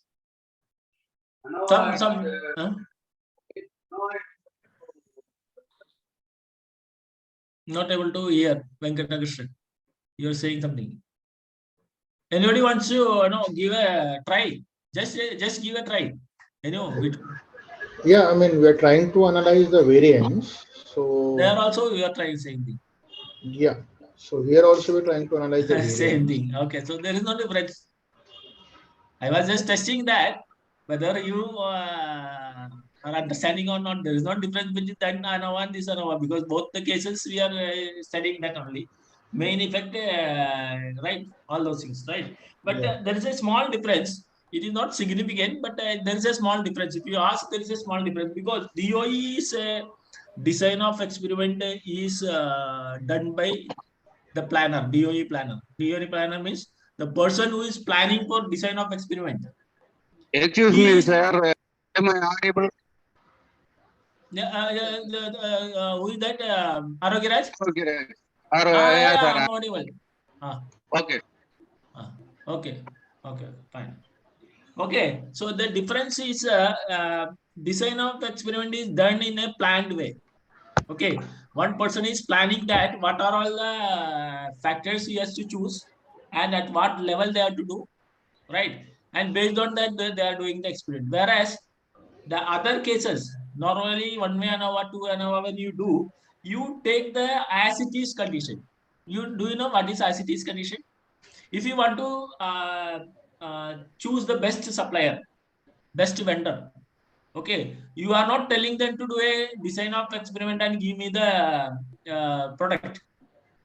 Okay, you as it is, you are taking the part from 3 supplier. You are doing some 1 way ANOVA, and you are based on that you are deciding who is the best supplier or who is the worst supplier, right? There, the response factor or the output is as it is condition. As it is condition means it is as it is. Just you are taking from the regular environment.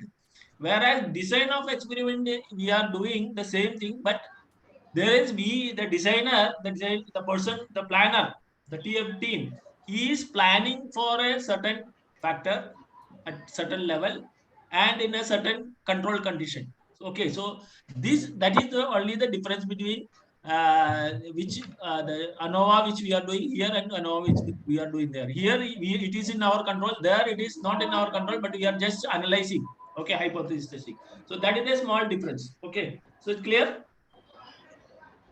You understood what I want to say? Yes, sir. Sanjalesh? Yes, sir. Sanjalesh also okay. Okay.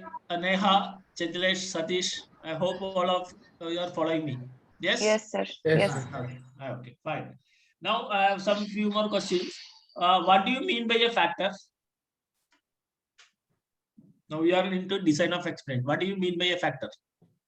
English, Angrezi, for a factor. Factors will be Factors are actually the conditions that influence the results. Okay. Yes. A factor is a variable. Maybe you can say a factor is a variable which is influencing the response, right? Or it is being suspected to influence the response. It is suspected. Okay, that we know after doing the experiment only how much it is affecting main effect, interaction effect, right? Okay, so it is a variable which is influencing the response or which is suspected to influence the response. Okay, so we can call that as a factor, right? Now, what is the level? Level is the values, high or low, high, High. low, medium, those Yes. values. Yes, the values by which we are doing actually the experiment, right? We are doing the examining the variation, the value which we are choosing on which we are doing the experiment. Okay, for getting the observation, we are using that level or that unit to find out the observation, right? So that is the level. At different levels, you are doing 100 degree, 125 degree, 200 degree, different levels we are. So that level you are keeping and you are taking the output, right? So that is what is called a level, right? Agreed? Now, what is called a treatment?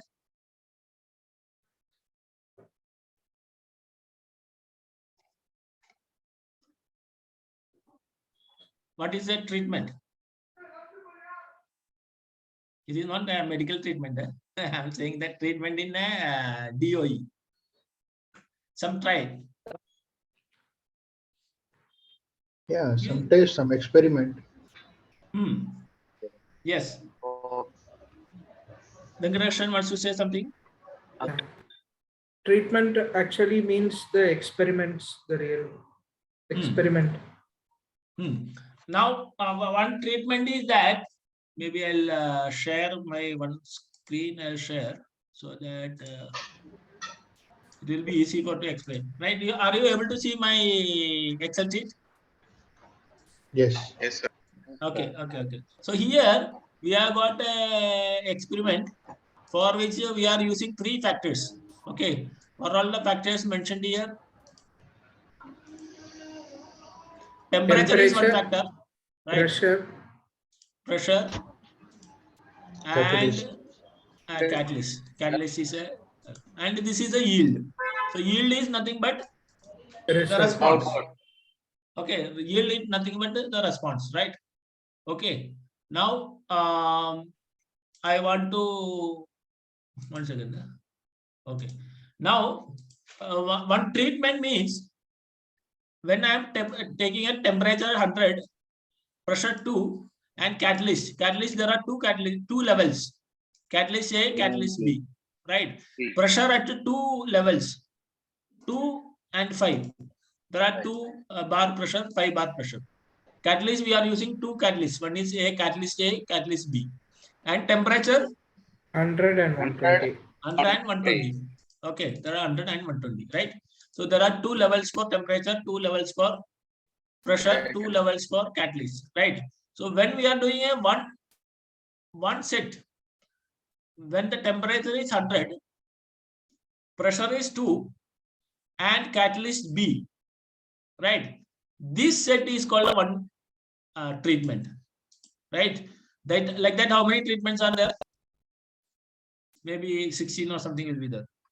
How many other? 16 are there, right? 16 are there, right? 16. Okay. Now, so that is also clear, right? So treatment level, factor, everything is clear, right? Okay. Effect means effect.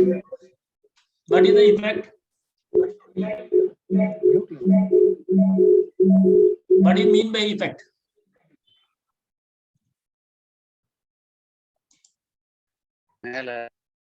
Effect is individually the temperature, pressure, and catalyst.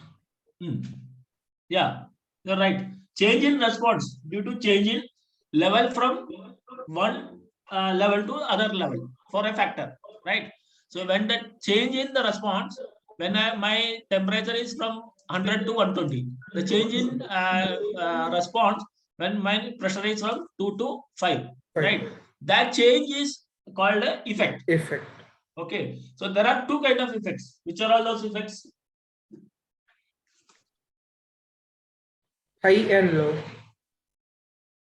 No. 2 kind of effects. It was discussed in the previous session.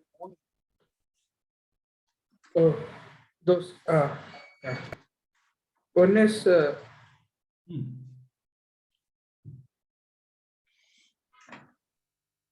Yeah, give some try. One is called the main effect, right? Main effect. Heard about main effect, right? What was the other effect? One I told you. There is one more. What is the next one?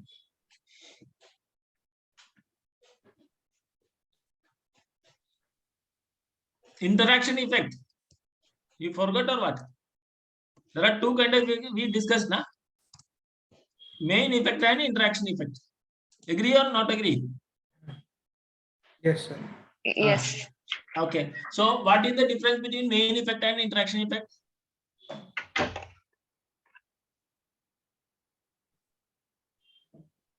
What is the difference between main effect and interaction effect? Main effect is actually what the individual factors, how Super. they influence. Interaction is the interaction between the factors. Yes. Fantastic. When you are main effect is the change in the individual factor, right? Interaction effect is that the change in factor, in a main factor, when the change is happening in the other factor, right? Keeping one factor at a different, when the second factor is changing, what is the change happening in the response is interaction effect, if there is any interaction or not, right? So that is the main effect and interaction effect. We can see actual this one and we can identify, right? Now here there are 2, 3, how many factors are there here? How 3. many? 3 factors, right? 3 factors. So I'm putting 3 factors, right? And how many levels? 2. 2 2 levels. levels. So how many experiments are there? How many experiments are supposed to be there? When 6. true fact, huh? 6. 6. How many of you this is 6? 2 cube, it's 8. It is 8. It is 8. Right? Level ratio factor is the number of experiments. Right? Here there is a replication of 2. That is why it is 16. Right? Same experiment done 2 times. 100 to B. One time we are done. Then again we are done. Where is one more? 100 to B is here also is there. Right? So one set of experiment will have 8, then other again 8. So totally 16. Right? Agreed? Yes, sir. Yes. Yes. Okay. Now I have another question. Right? There are 3 factors like temperature, pressure, and what is here catalyst. Right? The temperature I am setting in 4 levels. Right? The pressure I am setting in 3 levels. And catalyst is 2 level. Now how many experiments will be there? 4 into 3 into 2.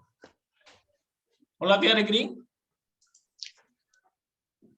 24. 24. sir. Correct only. You said it is correct only. So that means there are 24 experiments, right? For temperature, 4 levels of temperature, pressure 3, and catalyst 2. So 4 into 3 into 2, 24, right? If you are doing a 2-time replication, how many it will be there? 48. Clear? Yes. Okay. So these are all some fundamental I just wanted to tell you before moving to the mini tab, right? So you got some idea, right? Okay. Fine. Now we can go to the actual experiment using right. Okay. So I'm showing my Minitab screen. Okay. So as I asked, somebody wants to do along with me, you can do it. If somebody has opened Minitab. Has anybody opened the Minitab for a? We will see you, please do. Yes or no? If you not no, you can say no. Yes, yes.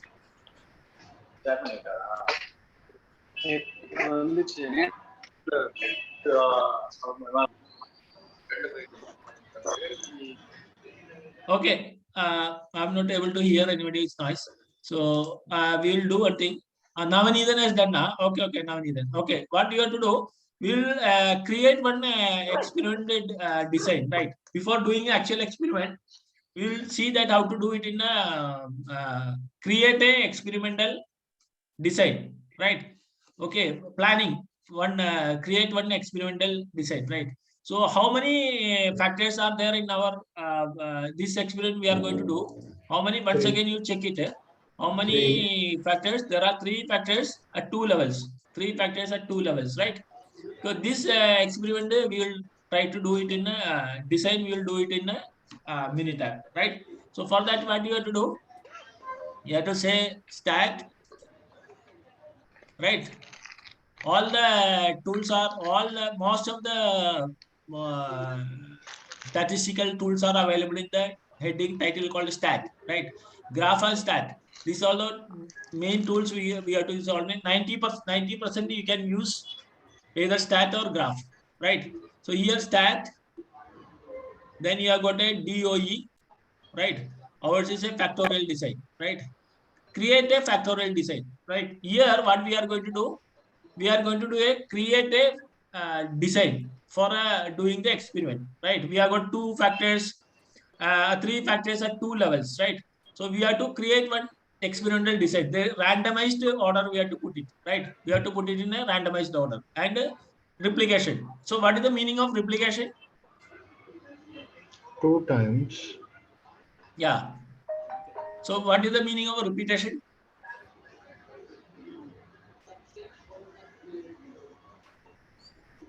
Repetition and replications are same or it is different? All confusing, na? It's close. The answer is more or less close.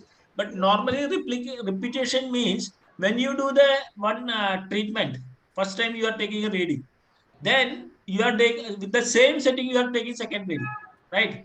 Without changing anything, right? That is called a repetition. That means you are not the first time you are taking the reading, second time you are taking reading. That is repetition. Okay, replication means you are doing entirely one set of experiment. Then you are taking again the entire experiment, right? That is called a replication. The first you are done once, then that is completed. Then the same thing you are doing second time. So that is called a replication, right?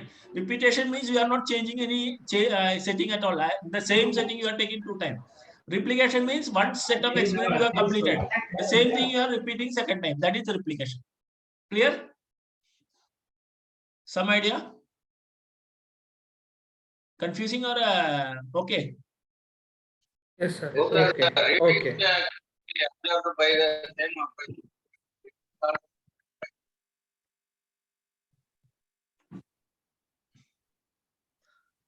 Okay. So now what we are going to do? We are going to create a 2-level factorial design, right? So how many factors are there in our case? 3. 3. So this number of factors, especially Navani, then whoever is doing in the classroom, they can look into here. There is a number of factors you can see, right? You have to change it to 3. Right? You have to change it to 3.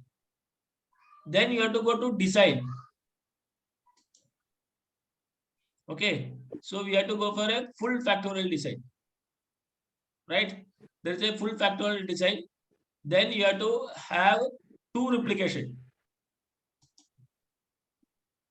Right? Then you say, okay.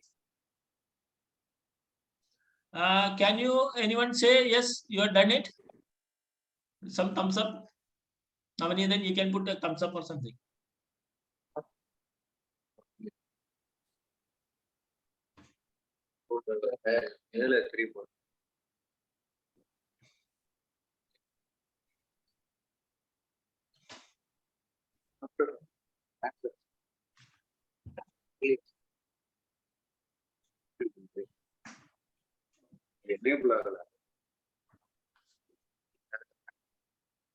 If done, just say chat box or just put a thumbs up.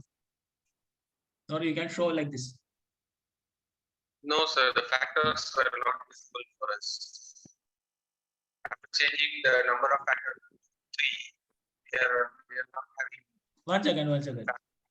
That DOE factorial, create factorial, right? You are changing it to 3, right? You change to 3. This much done? Yeah, okay, sir. Okay. Now you have to go to Design. design, right? Then you have to go for full factorial.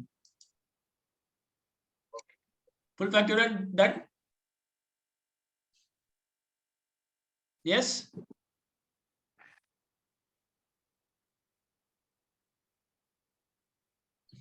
Okay. Say some action here. I'm not able to see that whether you are done or you are not done. Okay. Okay. Then you have to go to how many replication? 2. So you go to 2. Right? Now you say okay. Then you have to go to factors. Here there is a column called factor. Right? You have to go to factor. Now, how many factors are there? We have got 3 factors, right? One is temperature. Next one is pressure. Right? Third one is catalyst. Right? Okay. Now, temperature, what was the temperature? I think it was 100 and 120. Let me just check whether it's correct or not. 100 and 120. Right? Next is that pressure is 2 and 5. 2 and 5. Right? Good. Pressure is 2 and 5. Third one, catalyst A and B. So catalyst is actually not a numeric. It is a text because A and B, right? So you have to put A and B. I hope everybody is following this. Correct? If you're done, you just tell, okay.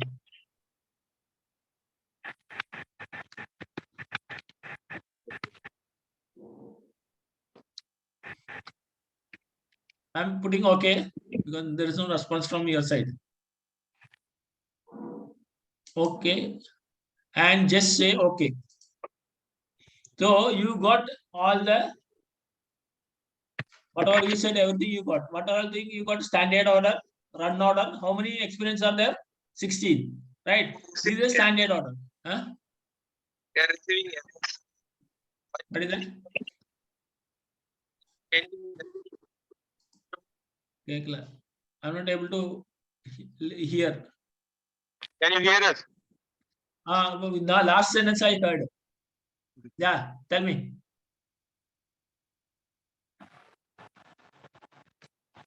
Okay, sir. Solved. Okay, sir. Continue. Done, na? Done. Okay, fine. So here, what all things you are seeing? You can see that standard order, run order, center point, blocks, temperature, pressure, and catalyst, right? So you can see that temperature and 100, pressure 2, and catalyst A. So here, what you have to do? You have to put a yield, right? Yield, you have to yield from where you will get. Yield from where you will get.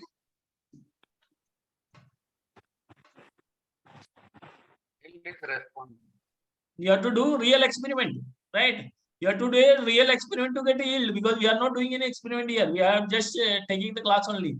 So this is actually creating a experiment design, right?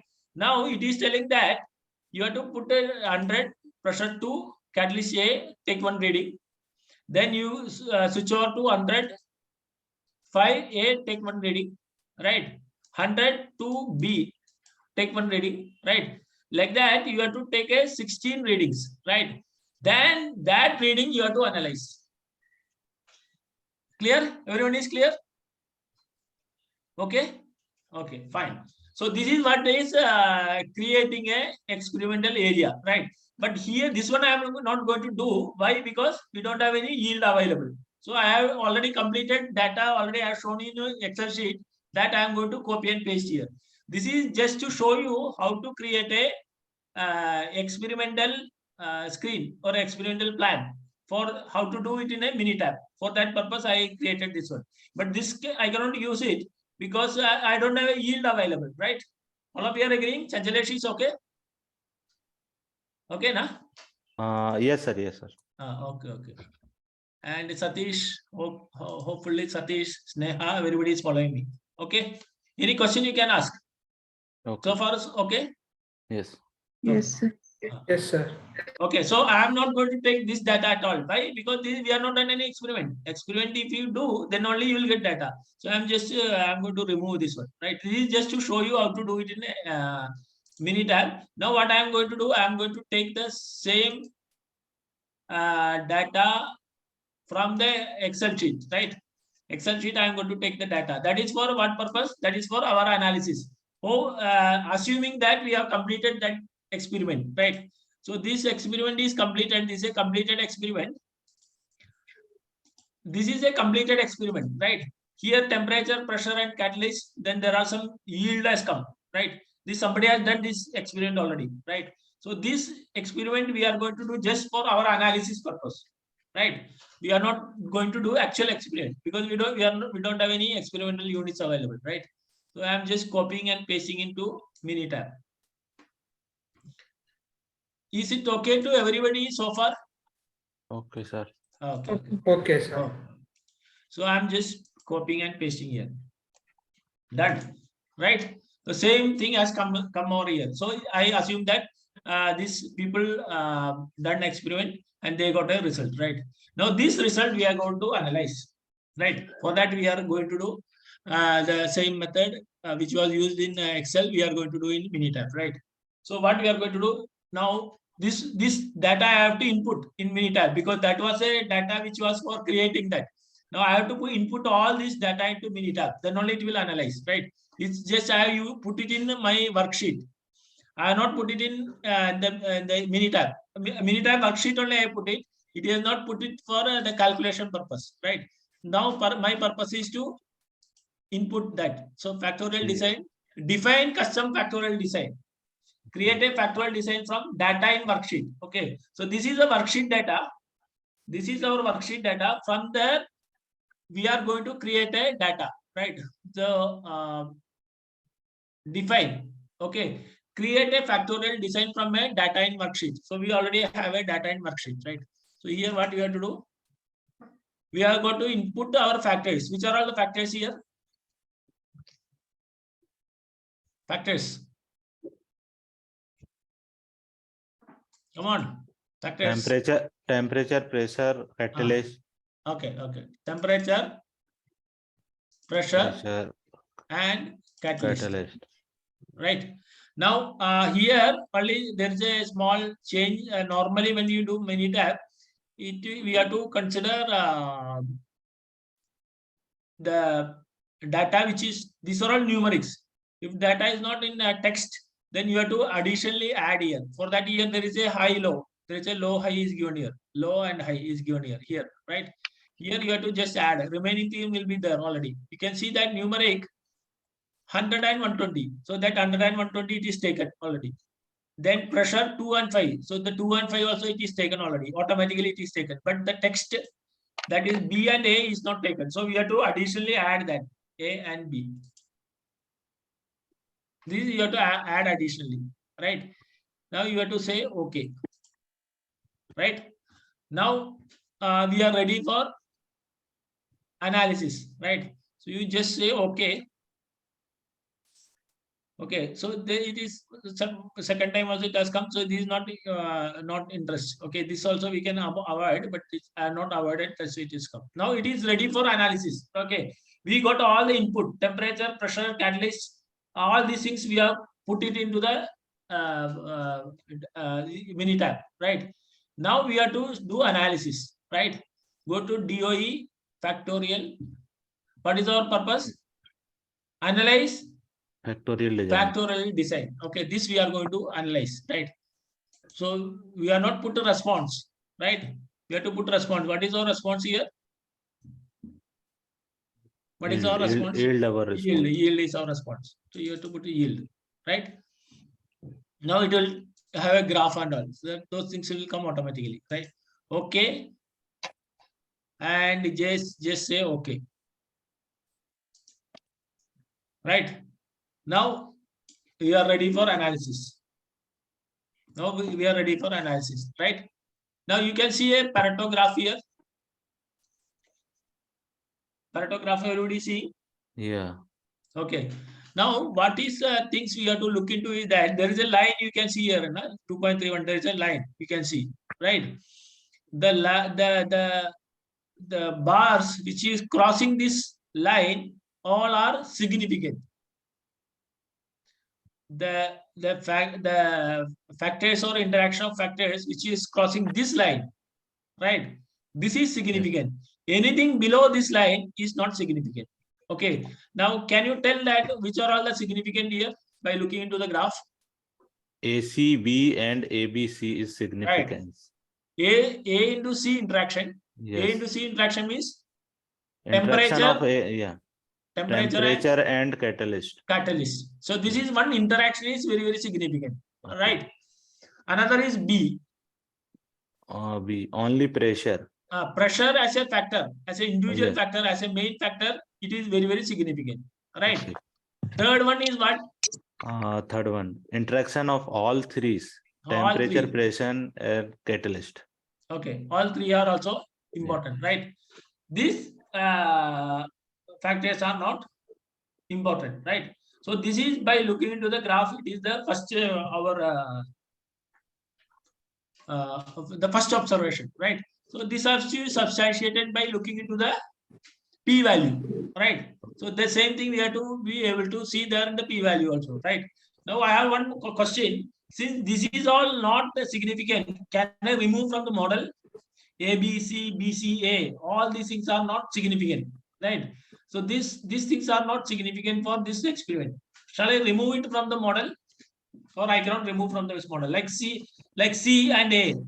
Okay, C is temperature, A is temperature, C is let us say it is catalyst, right? C is catalyst, B is significant, but A and C are not significant. So can we remove it from the model? Yes, we can remove. How many of you feel that we have to remove? So we can remove it. We can remove. Santosh is telling. Neha? Venkatesan? No, we cannot remove, sir. We cannot remove. What Neha is telling? Why to remove? A and C individually, they don't have any effect, but AC together, the combination, they hijack a value. Yes, fantastic, fantastic answer. When you are removing that, then you are removing A, B, C and AC, right? A and C as an individual, it is not having any effect. But its combination, A, B, C and AC has got a significant effect, right? So we cannot remove that. Correct? Clear? Venkatesan told this, na? It is fantastic answer, right? All of you are with me? Yes, sir. Okay. Like sodium, if you take a sodium, okay, is it good for health, sodium? No, sir. Chlorine, can we breathe chlorine? Yes. Chlorine we Yes. can breathe. Oxygen only we No, can breathe. sir. Chlorine we cannot breathe, right? But sodium chloride Common salt. Yes, sir. is common salt. But when Common salt. sodium, yes, similar to that, sodium as an individual element, it is not useful. Chlorine for a human body. Chlorine as an individual element, not useful. But when you interact between sodium and chlorine, that is useful to human. It is similar to that. C and A are not useful. But when there is a combination comes, it is becoming very useful, right? Then ABC is very, very useful. Correct? Okay. All of you are with me so far? Okay. Yes, sir. Okay, fine. Now what you have to do? You have to just substantiate this our requirement with the p value, right? So where is the p value here? ANOVA table. The ANOVA table we have seen in detail, right? What all things we have seen? Sum of square, adjust mean sum of square, f value, p value, all those things you have seen, right?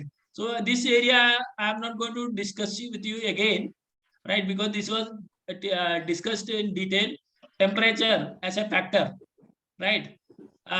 Pressure as a factor, catalyst as a factor, then two-way interaction, three-way interaction. Okay, so this area is how to calculate sum of square, how to calculate mean sum of square, how to calculate f value. All those things was discussed in the Excel sheet, right?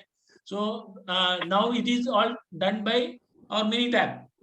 You don't have to individually put formula and don't have to waste your time, right? If it is one or two factors, it is easy, but it is multiple factors, then it becomes very cumbersome, right? So in that case, this kind of software will be handy, right? Okay. So temperature as a factor. What is the p value? 0.8. Okay, so temperature as a factor, since it is value is 0.877, can we tell that this is significant? Is it significant or not significant? Pardon, sir? Temperature p value is 0.877, right? 0.8. So this factor temperature is influencing your response, or it is not influencing your response? Yes, it is more than Yes, 0.5. It is more than 0.5. So what is the conclusion? If it is p value is more than 0.5, what is the conclusion? Significant or not significant? Significant. Significant. No, p value is less than 0.5, it is significant. Significant. If it is more than 0.5, it is a equal Not, statement. Not it at all. It is not at all. To your response, it is not doing any thing special to the response, right? So this is insignificant. Always remember, if the p-value is less, then only it is significant. If it is p-value is more, it is become a null hypothesis. You have to retain your null hypothesis. What is your null hypothesis? There is no difference. Temperature at whatever level, it is not difference, right? So it is insignificant. Now we have to take pressure. What is the condition of pressure? P-value? P-value is less than 0.05. It is significant. It is significant, right? Significant, right? Okay. Now what is? Okay, no problem. Okay. Third, what is the catalyst? What is the condition? Significant. Not significant, sir. Not insignificant. Not significant or insignificant, we can say. Whatever, both are same. Huh? Yeah. Not significant, right? Right. Okay, fine. Now we are taken a individual main effect we have seen. Main effect of temperature, pressure, and catalyst, and we are seeing that our pressure is only one which is significant, right? Okay. The other two as a main effect, it is not significant, right? Okay. Now we have to go for a two-way interaction. Now temperature and catalyst. What is the condition? Temperature and catalyst. This is sorry. Temperature and pressure. What is temperature and pressure? What is the condition? Significant. Not significant. Not significant. Okay. Insignificant. So not significant, right? Insignificant, right?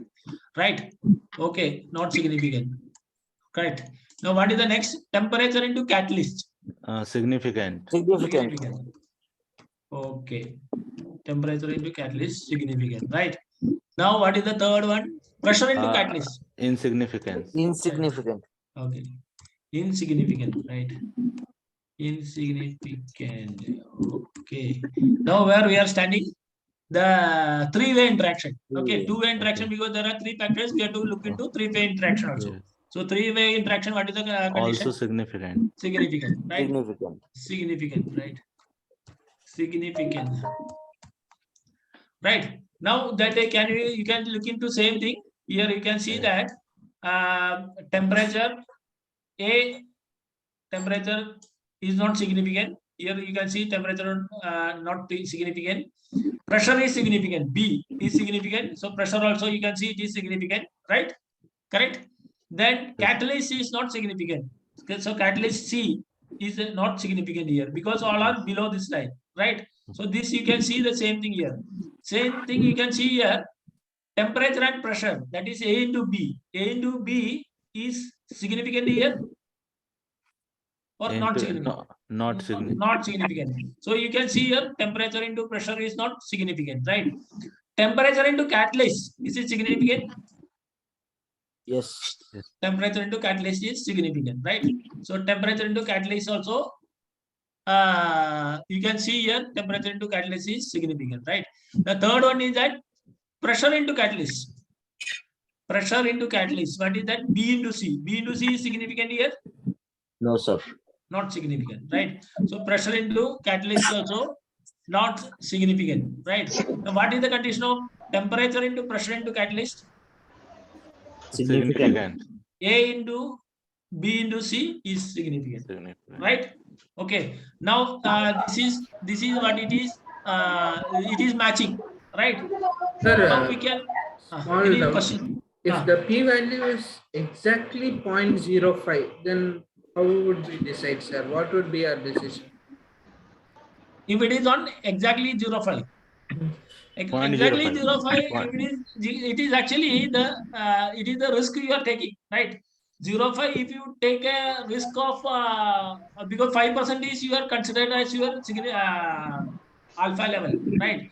Now if you are close to 0.5, if it is exactly on 0.5, now it is your call whether your expertise in the field should say that should I take that risk of rejecting it, shall I take the risk of accepting it? Okay, so that is your call. Based on your experience, you have to take a decision, right? So this kind of things generally will happen when you are having 0.55, 0.048. If you are falling in that area, then people will have that kind of doubt. If you are far off from there, then it is not result. So that 5% of risk, that is your your confidence level, right? Based on your confidence level, you can take it whether to go for or not go for. If you still feel that, then you can take one more batch and you can see that whether it is going above or below. It's Very a good. random chance of falling, right? Vinod sir, should I Sir. should I You add? just come. Just Yeah, you answered it very nicely. We should probably repeat and see whether it is. Sir, your voice is not audible. You have to be a little more closer to the mic. Is it audible? Audible now? Audible, Am but I- there is a small crack. Oh, Audible it is now? cracked. Now okay. Now okay. Now okay. Now it's okay. Okay, right? So you already answered the question. You probably know they can go for additional experiment and see whether it is going up or down, 0.05, right? But according to the rule, what is the rule? P value should be less than 0.05, right? So always look for a lower P value which is less than 0.05 so that the procedure gives a clearance. If it is exactly 0.05, it is either your call or you try with some additional experiment, right? And then you can take a decision. But the rule is you should look for a P value less than 0.05. Is that clear, Mr. Venkat? Yes, sir. Perfect. Okay, fine. Now we have a few more things this year. See, same thing we can because already it is there. So but just for the purpose of learning, we already learned what are significant, what is not significant. Probably you can use a what do you call a factorial plot, and you can do the same thing, graph, and you can interpret the same thing. Okay, using a graph. But already we interpreted everything. It's very nice and clear. What is the main effect? What is so here also you can interpret the same thing. You can see that temperature as a factor, straight line, no effect, right? Pressure 2 is very low and the pressure 5 is high, right? And catalyst, no, not significant. How do you know? By looking into the graph. Okay, but already we have seen all these things. Just if you want to cross verify by using this one, it's already it is there here. But you just just for purpose of showing, I am just showing. So same thing you can see here. Temperature and catalyst. There is a big cross. There is a big interaction. The other things are not that much interaction, right? So this you can is very well. You can look into the graph and you can see it. Or already you have got all the results from here also and the p value also. So just additional information if somebody wants to know that how the pressure changes from 2 to 5, then how the yield is coming. You want to know graphically. This is you can look into graph and you can decide, right? Temperature, all the things, right? So this is another information. Now, what is next is that now somebody was saying, what is the purpose of doing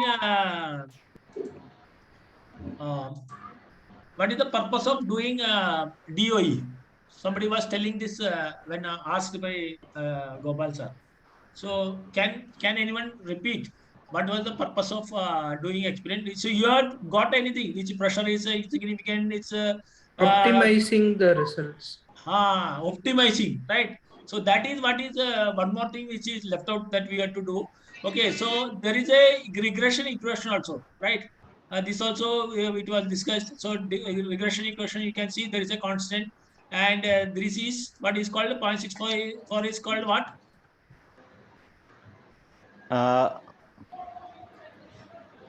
35.6. Regression coefficient.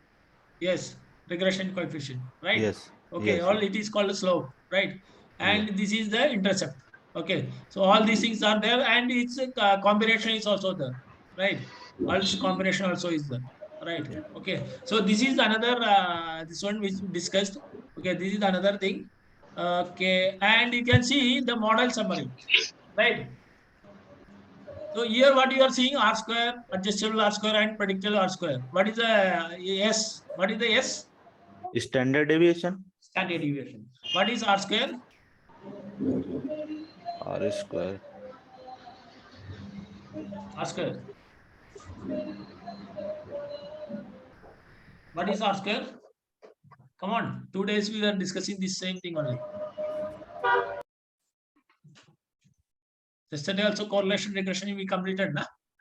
What Yes, is R square? 97.9 means what? What is at least what is your conclusion on by looking into this R square? What is your conclusion? Pearson coefficient. No. Come on. Give some. Even classroom students also can say this answer. They can also attempt. Navanidan and all these people. By looking into this R square, adjusted R square, and prediction R square, what you are concluding? Are you concluding something?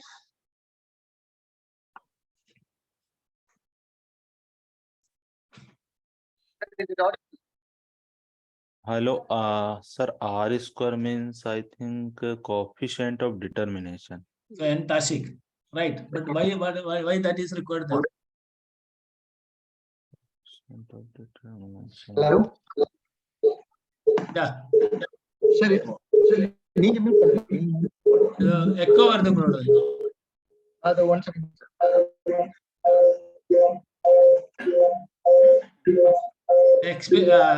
There is an echo. Yeah. Navanidin wants to say. If the R square and adjacent R square are close, then we can assume that the factors have close relationship. That means the factors are affecting the experiment. Okay, well, I understood what you want to say. I will explain these people because your sound is little bit cracking, but I understood what you said. Okay, I'll tell them same thing. But why? What is R square saying? There is a much difference between R square and adjacent R square. That you explain. But what is this R square saying? 97.9. What should be the R square? At least that you tell. What should be the R square value ideally in a correlation regression? Above 80. Above 80. Okay, fine, fantastic. So you above 80 means what is the meaning?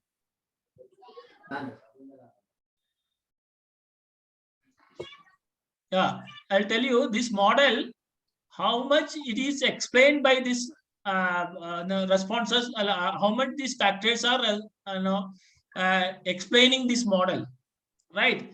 If it is 60 only, so what is the meaning? What will be the meaning? The factors you are taken. That factor doesn't influence the influence of the factor is not on the experiment. The factors don't influence the response. Yes, right.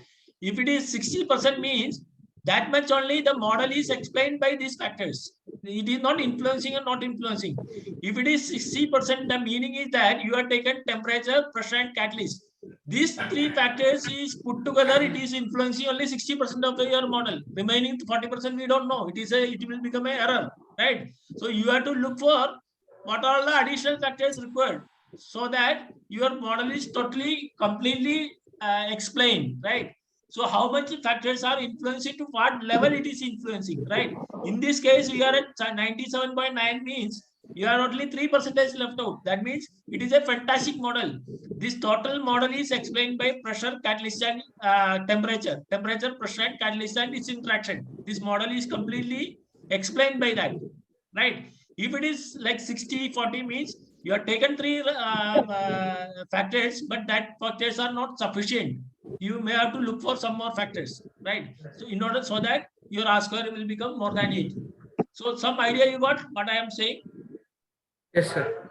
Okay. So, but in this particular case, it is 97.9 and prediction also you are very good.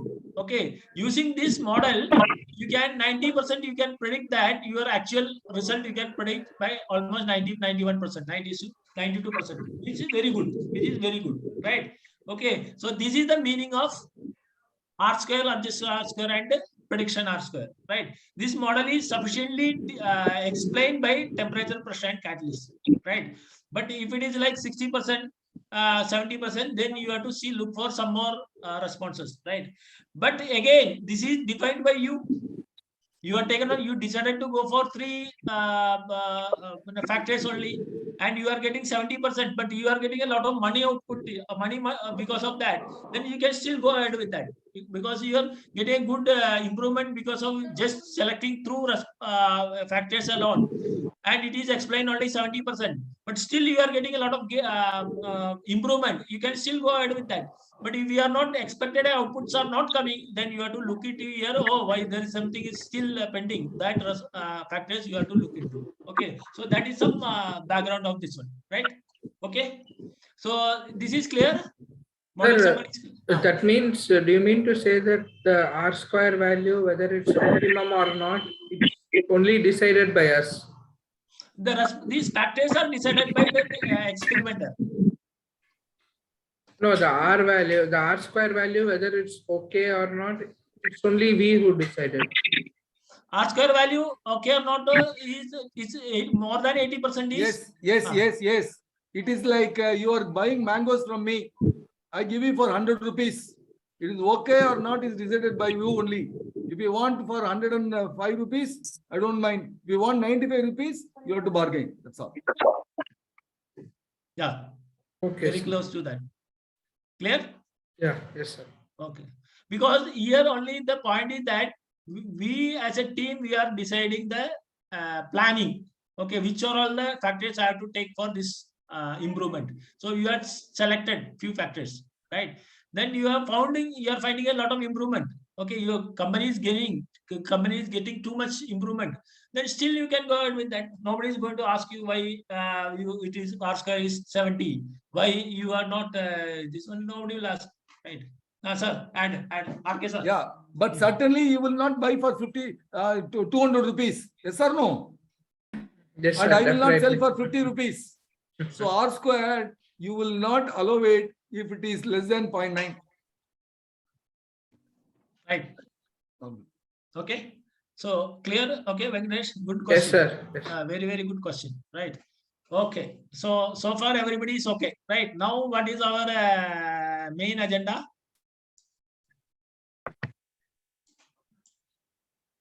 What is our next agenda? Agenda in the same DOE agenda. The DOE is not completed. What is next? Ultimately, what do you want from a DOE? Regression equation, sir. Regression equation, you got it. Regression equation, you got it. What is the ultimate output of a this one? Our somebody was telling that. Optimizing. So come to optimizing. That is left out like. Okay, which setting gives you the best result? So for that, you have to go to stat. Stat, DOE. Yeah. Taguchi. No, Taguchi, we are not.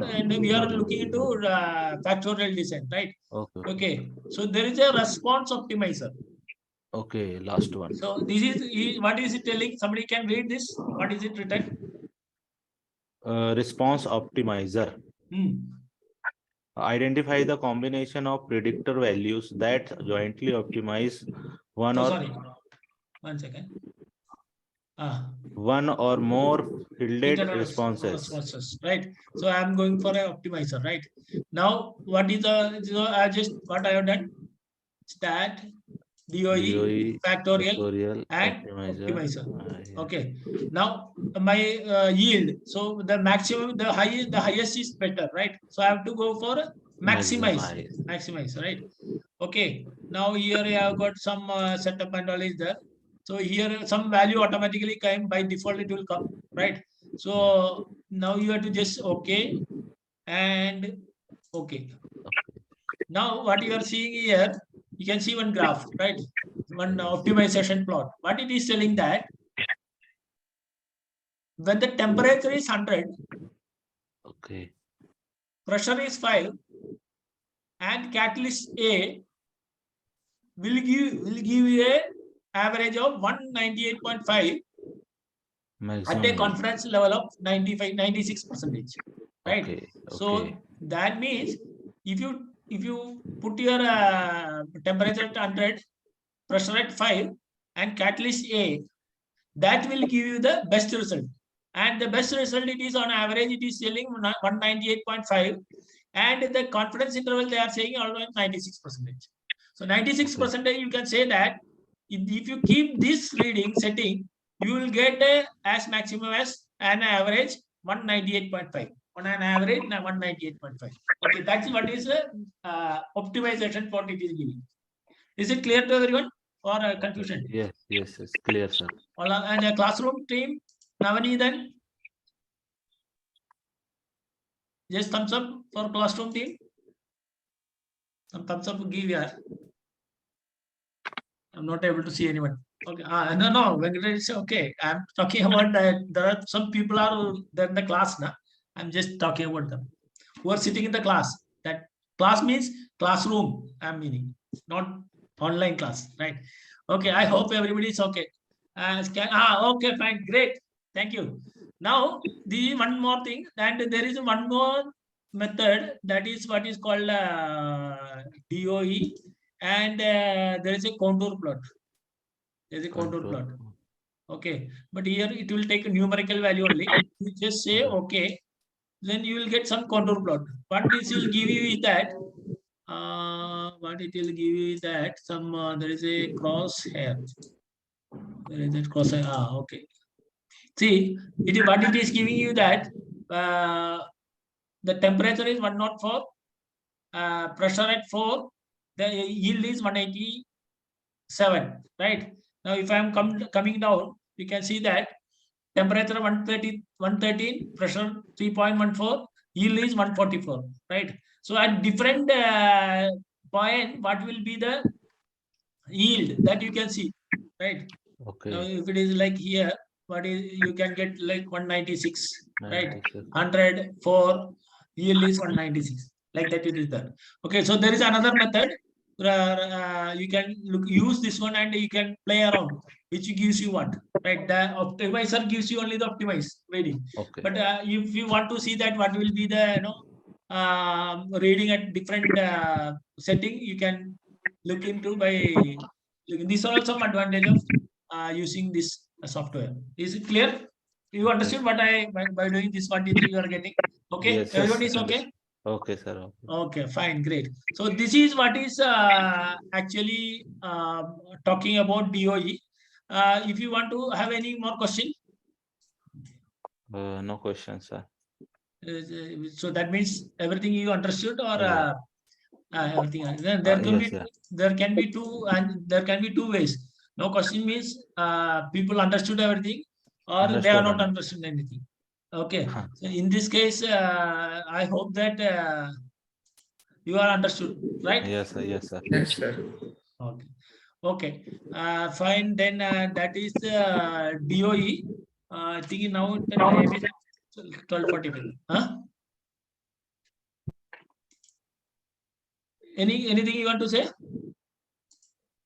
No, sir. They are asking time. They're asking time 12:45. Okay, 12:45. Right. That okay. Explanation is fantastic. Okay, so how to identify the significant factors, and then going to the optimizer, and finally going to the contour plot. So the contour plot, the dark green color area, all possible combination of the X variables are indicated, and you can set any suitable combination, so that ultimately we want to land in the dark green area. Is it because in the dark green area in contour plot, while you are seeing your output is always more than 180, isn't it? Output is always more than 180. So I think the complete process involved in DOE is very well explained, and hope all the participants have understood. But what is required is little bit of practice, hands-on with the Minitab. How to go through the route, and then how to actually feed the data, how to generate the report. But all the mathematical steps, you don't have to go through the pain of doing mathematics. It will be taken care of. So hope all of you are now more confident to conduct the design of experiments. Am I correct with my statement?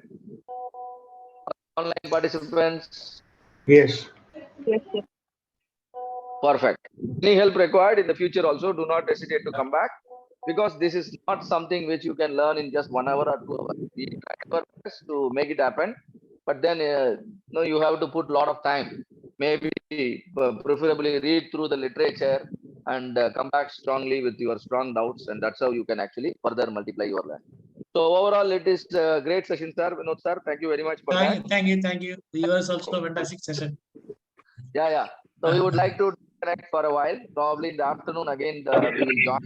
Okay. So probably I'll just take. We have got 15 minutes more. I'll take that attribute control chart. One is left out. So one or two. This one I'll just discuss with them. Then we will close for lunch. Right. So we have time up to 1 o'clock. So that is sufficient. I think. Okay, sir. Yeah. So I'm stopping sharing. Okay, fine. So we have got 15 more minutes. Okay, 12 more minutes. We will do one thing. We will do one attribute control chart. Right.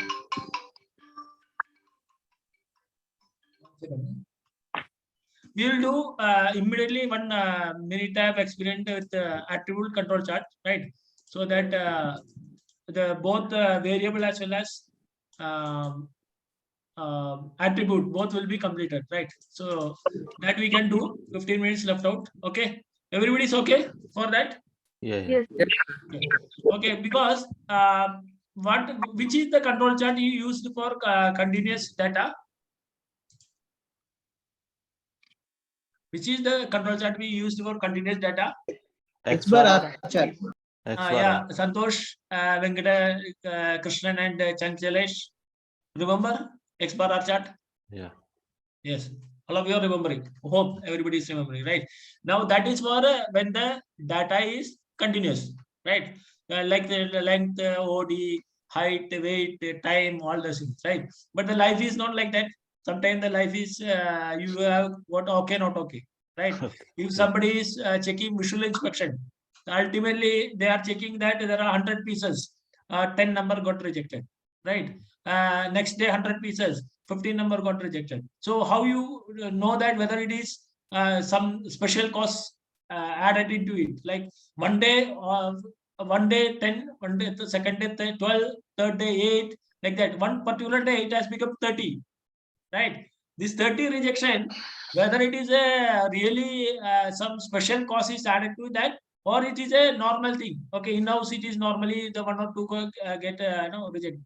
This thing, if you want to know that, there is a chart which is called, there is couple of charts actually available, but the more popularly used is that P chart.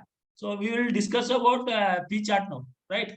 Okay, so it is for a defective. Confusion, huh? Defective. It is for defective. Okay, what is the meaning of defective? It's a rejected, right? Reject. Okay. Now, what was that GEMS experiment we had done? Was it a defective or it was a defect? GEMS experiment, you remember? RKSR conducted GEMS experiment. Was it a defect or defective? Defect. It was a defect. It was not defective, right? Yes. When it should have been a defective? When we rejected the gems. No, the taste was wrong. The taste was not good because all these ones are defects. But the children who take whatever condition, the defect condition, still children will take it. Okay, or you will take it. Children, you will still take it. But taste is not good. What will happen? You will not take it. So the taste is not good, then it becomes defective. Right? Other case is just a defect, right? So defective is something we cannot use, right? So that is what it is. So I think that was discussed, explained at the end. We are chosen wrong. This thing actually is that it taste is the one which is one mattering, right? So this is the same case. So I'll just put my, where is that? 1 second. I have to take the data. You have to give me 1 second. I kept some.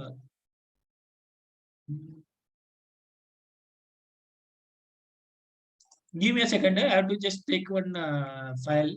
Give me 1 second. Where it is gone.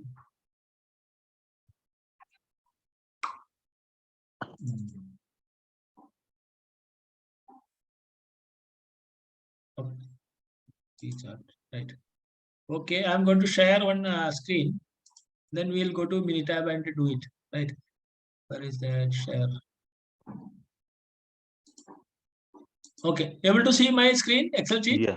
Yes, sir. Okay, so this is just forget this one. This is not required, or leave it as it is. Okay, so there are some, you can see there is a column called subgroup size, and there is a column called defectives. Able to see? Yeah. Yes. Okay, so what it is Yes. telling you? What it is telling you? What it is telling you? Subgroup and what do you call it? Subgroup size and defectives. See, there is a 25 pieces checked. Okay, there are 11 defectives, right? Okay, second group, how much? 20 pieces checked. There are 12 defective. Where do you check 23? There are 13 defective. 21, 11 defective. So this is what is your N. N means the number of parts you checked. What is this? These are the parts you rejected, right? So this is subgroup size and this is the defective. Clear? So this is the data we have to take it, right? Okay, agreed? Okay. Okay, so we have to, the parts we checked is your number, and each day, say day number 1, let us say day number 1, we have checked 25 parts. The inspector rejected 11 numbers. Part day number 2, 20 parts checked, 12 number rejected. 23 parts checked, 13 rejected. Like that, he kept on rejecting. He kept on. There is a data for one whole month. Okay, 31 days. Data is available. Okay, so this data we have to do whether anything is significant, any special cause is there or not. That we want to test it, right? So, what are all the characteristics of a control chart? What are all the things will be in a control chart?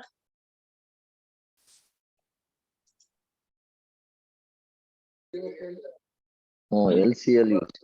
LCL will be there. UCL will be there. UCL will be there. LCL and UCL will be there. And based on LCL and UCL, you are deciding that any particular point is going out of control, right? So here also the same thing. You have got, but in X bar R chart, we have got 2 charts. One is that chart for R, one is the chart for X, right? Here we will not have that one chart, right? That is P chart, right? Okay, so we can say that stat, there is a control chart, and there is an attribute chart, right? This attribute chart. Then we want to look into P chart. Okay, here what is written? Monitor the proportion of defective items. So we are going to proportion, because 25 out of, oh sorry, there is something wrong. 1 second. 1 second. There is a small mistake in copying.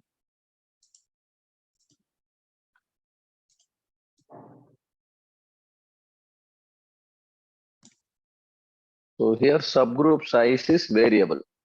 Subgroup size is variable. 1 second. Okay. Subgroup size is That's variable. fine. We should have the P chart.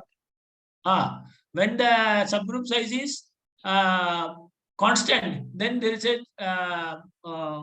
chart called NP chart, right? So now this is subgroup size is variable, means one day it is 25 number, second day it is 20 number, third number is 23 number, fourth day is 21 number. Like that, there is a variation happening in the subgroup. The number of parts you checked. Had it been all 100, then the chart is called NP chart, right? But here, what is the condition? Here there is a variation in the subgroup, right? Then you have to use a chart called P chart, right? P chart, right? Quality to control chart, attribute, and I am going for P chart.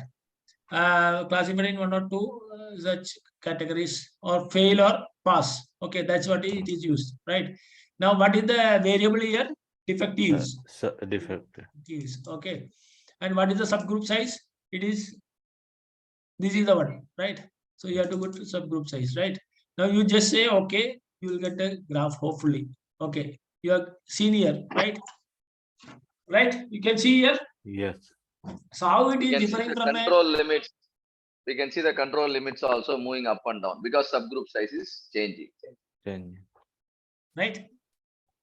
Okay, so you can see that there's how many points are out of control? Only 1 point, sir. Only 1 point is out of control, right?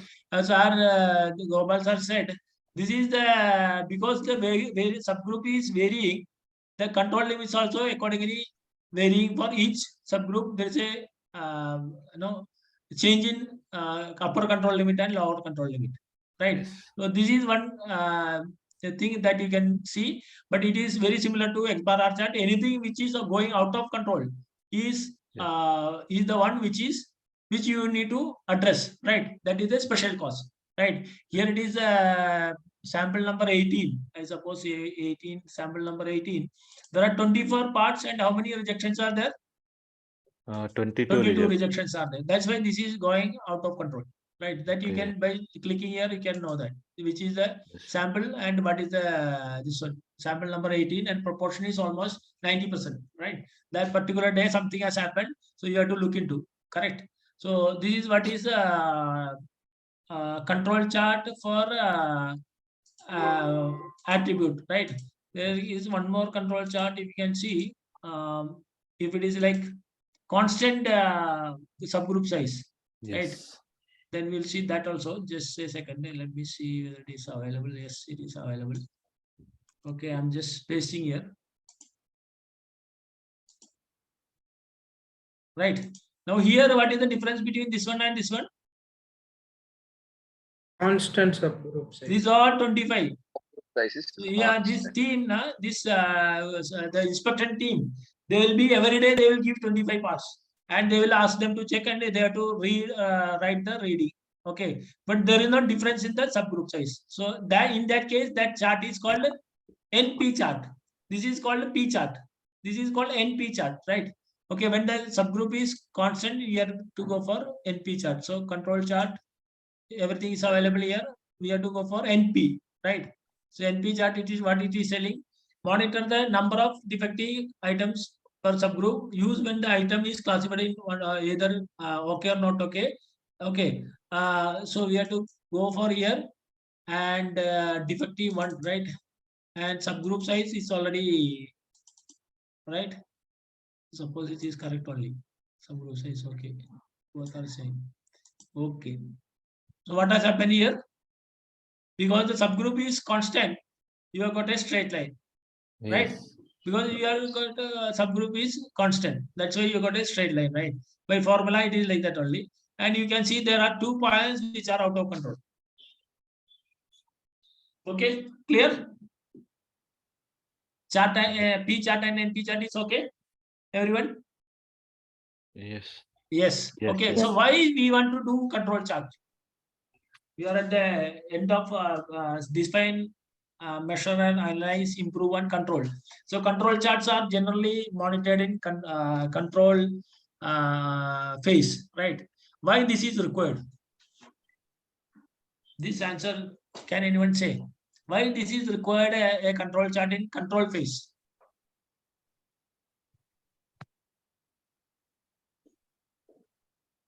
So to know whether the responses are within our control limits. Anybody else wants to add to that? Venkatesh is okay. Anybody else wants to add to that? Wherein further corrective action is required. Going for understand variation. Madam, you tell once again. Understand the variation. Understand the variation. Understand the variation only we are doing, monitoring only. Okay. I'll tell you what everybody's answer is okay, correct only. But what was in my mind, I'll just tell you. See, we are reached in a control phase. So in the improve phase, you have done some improvement.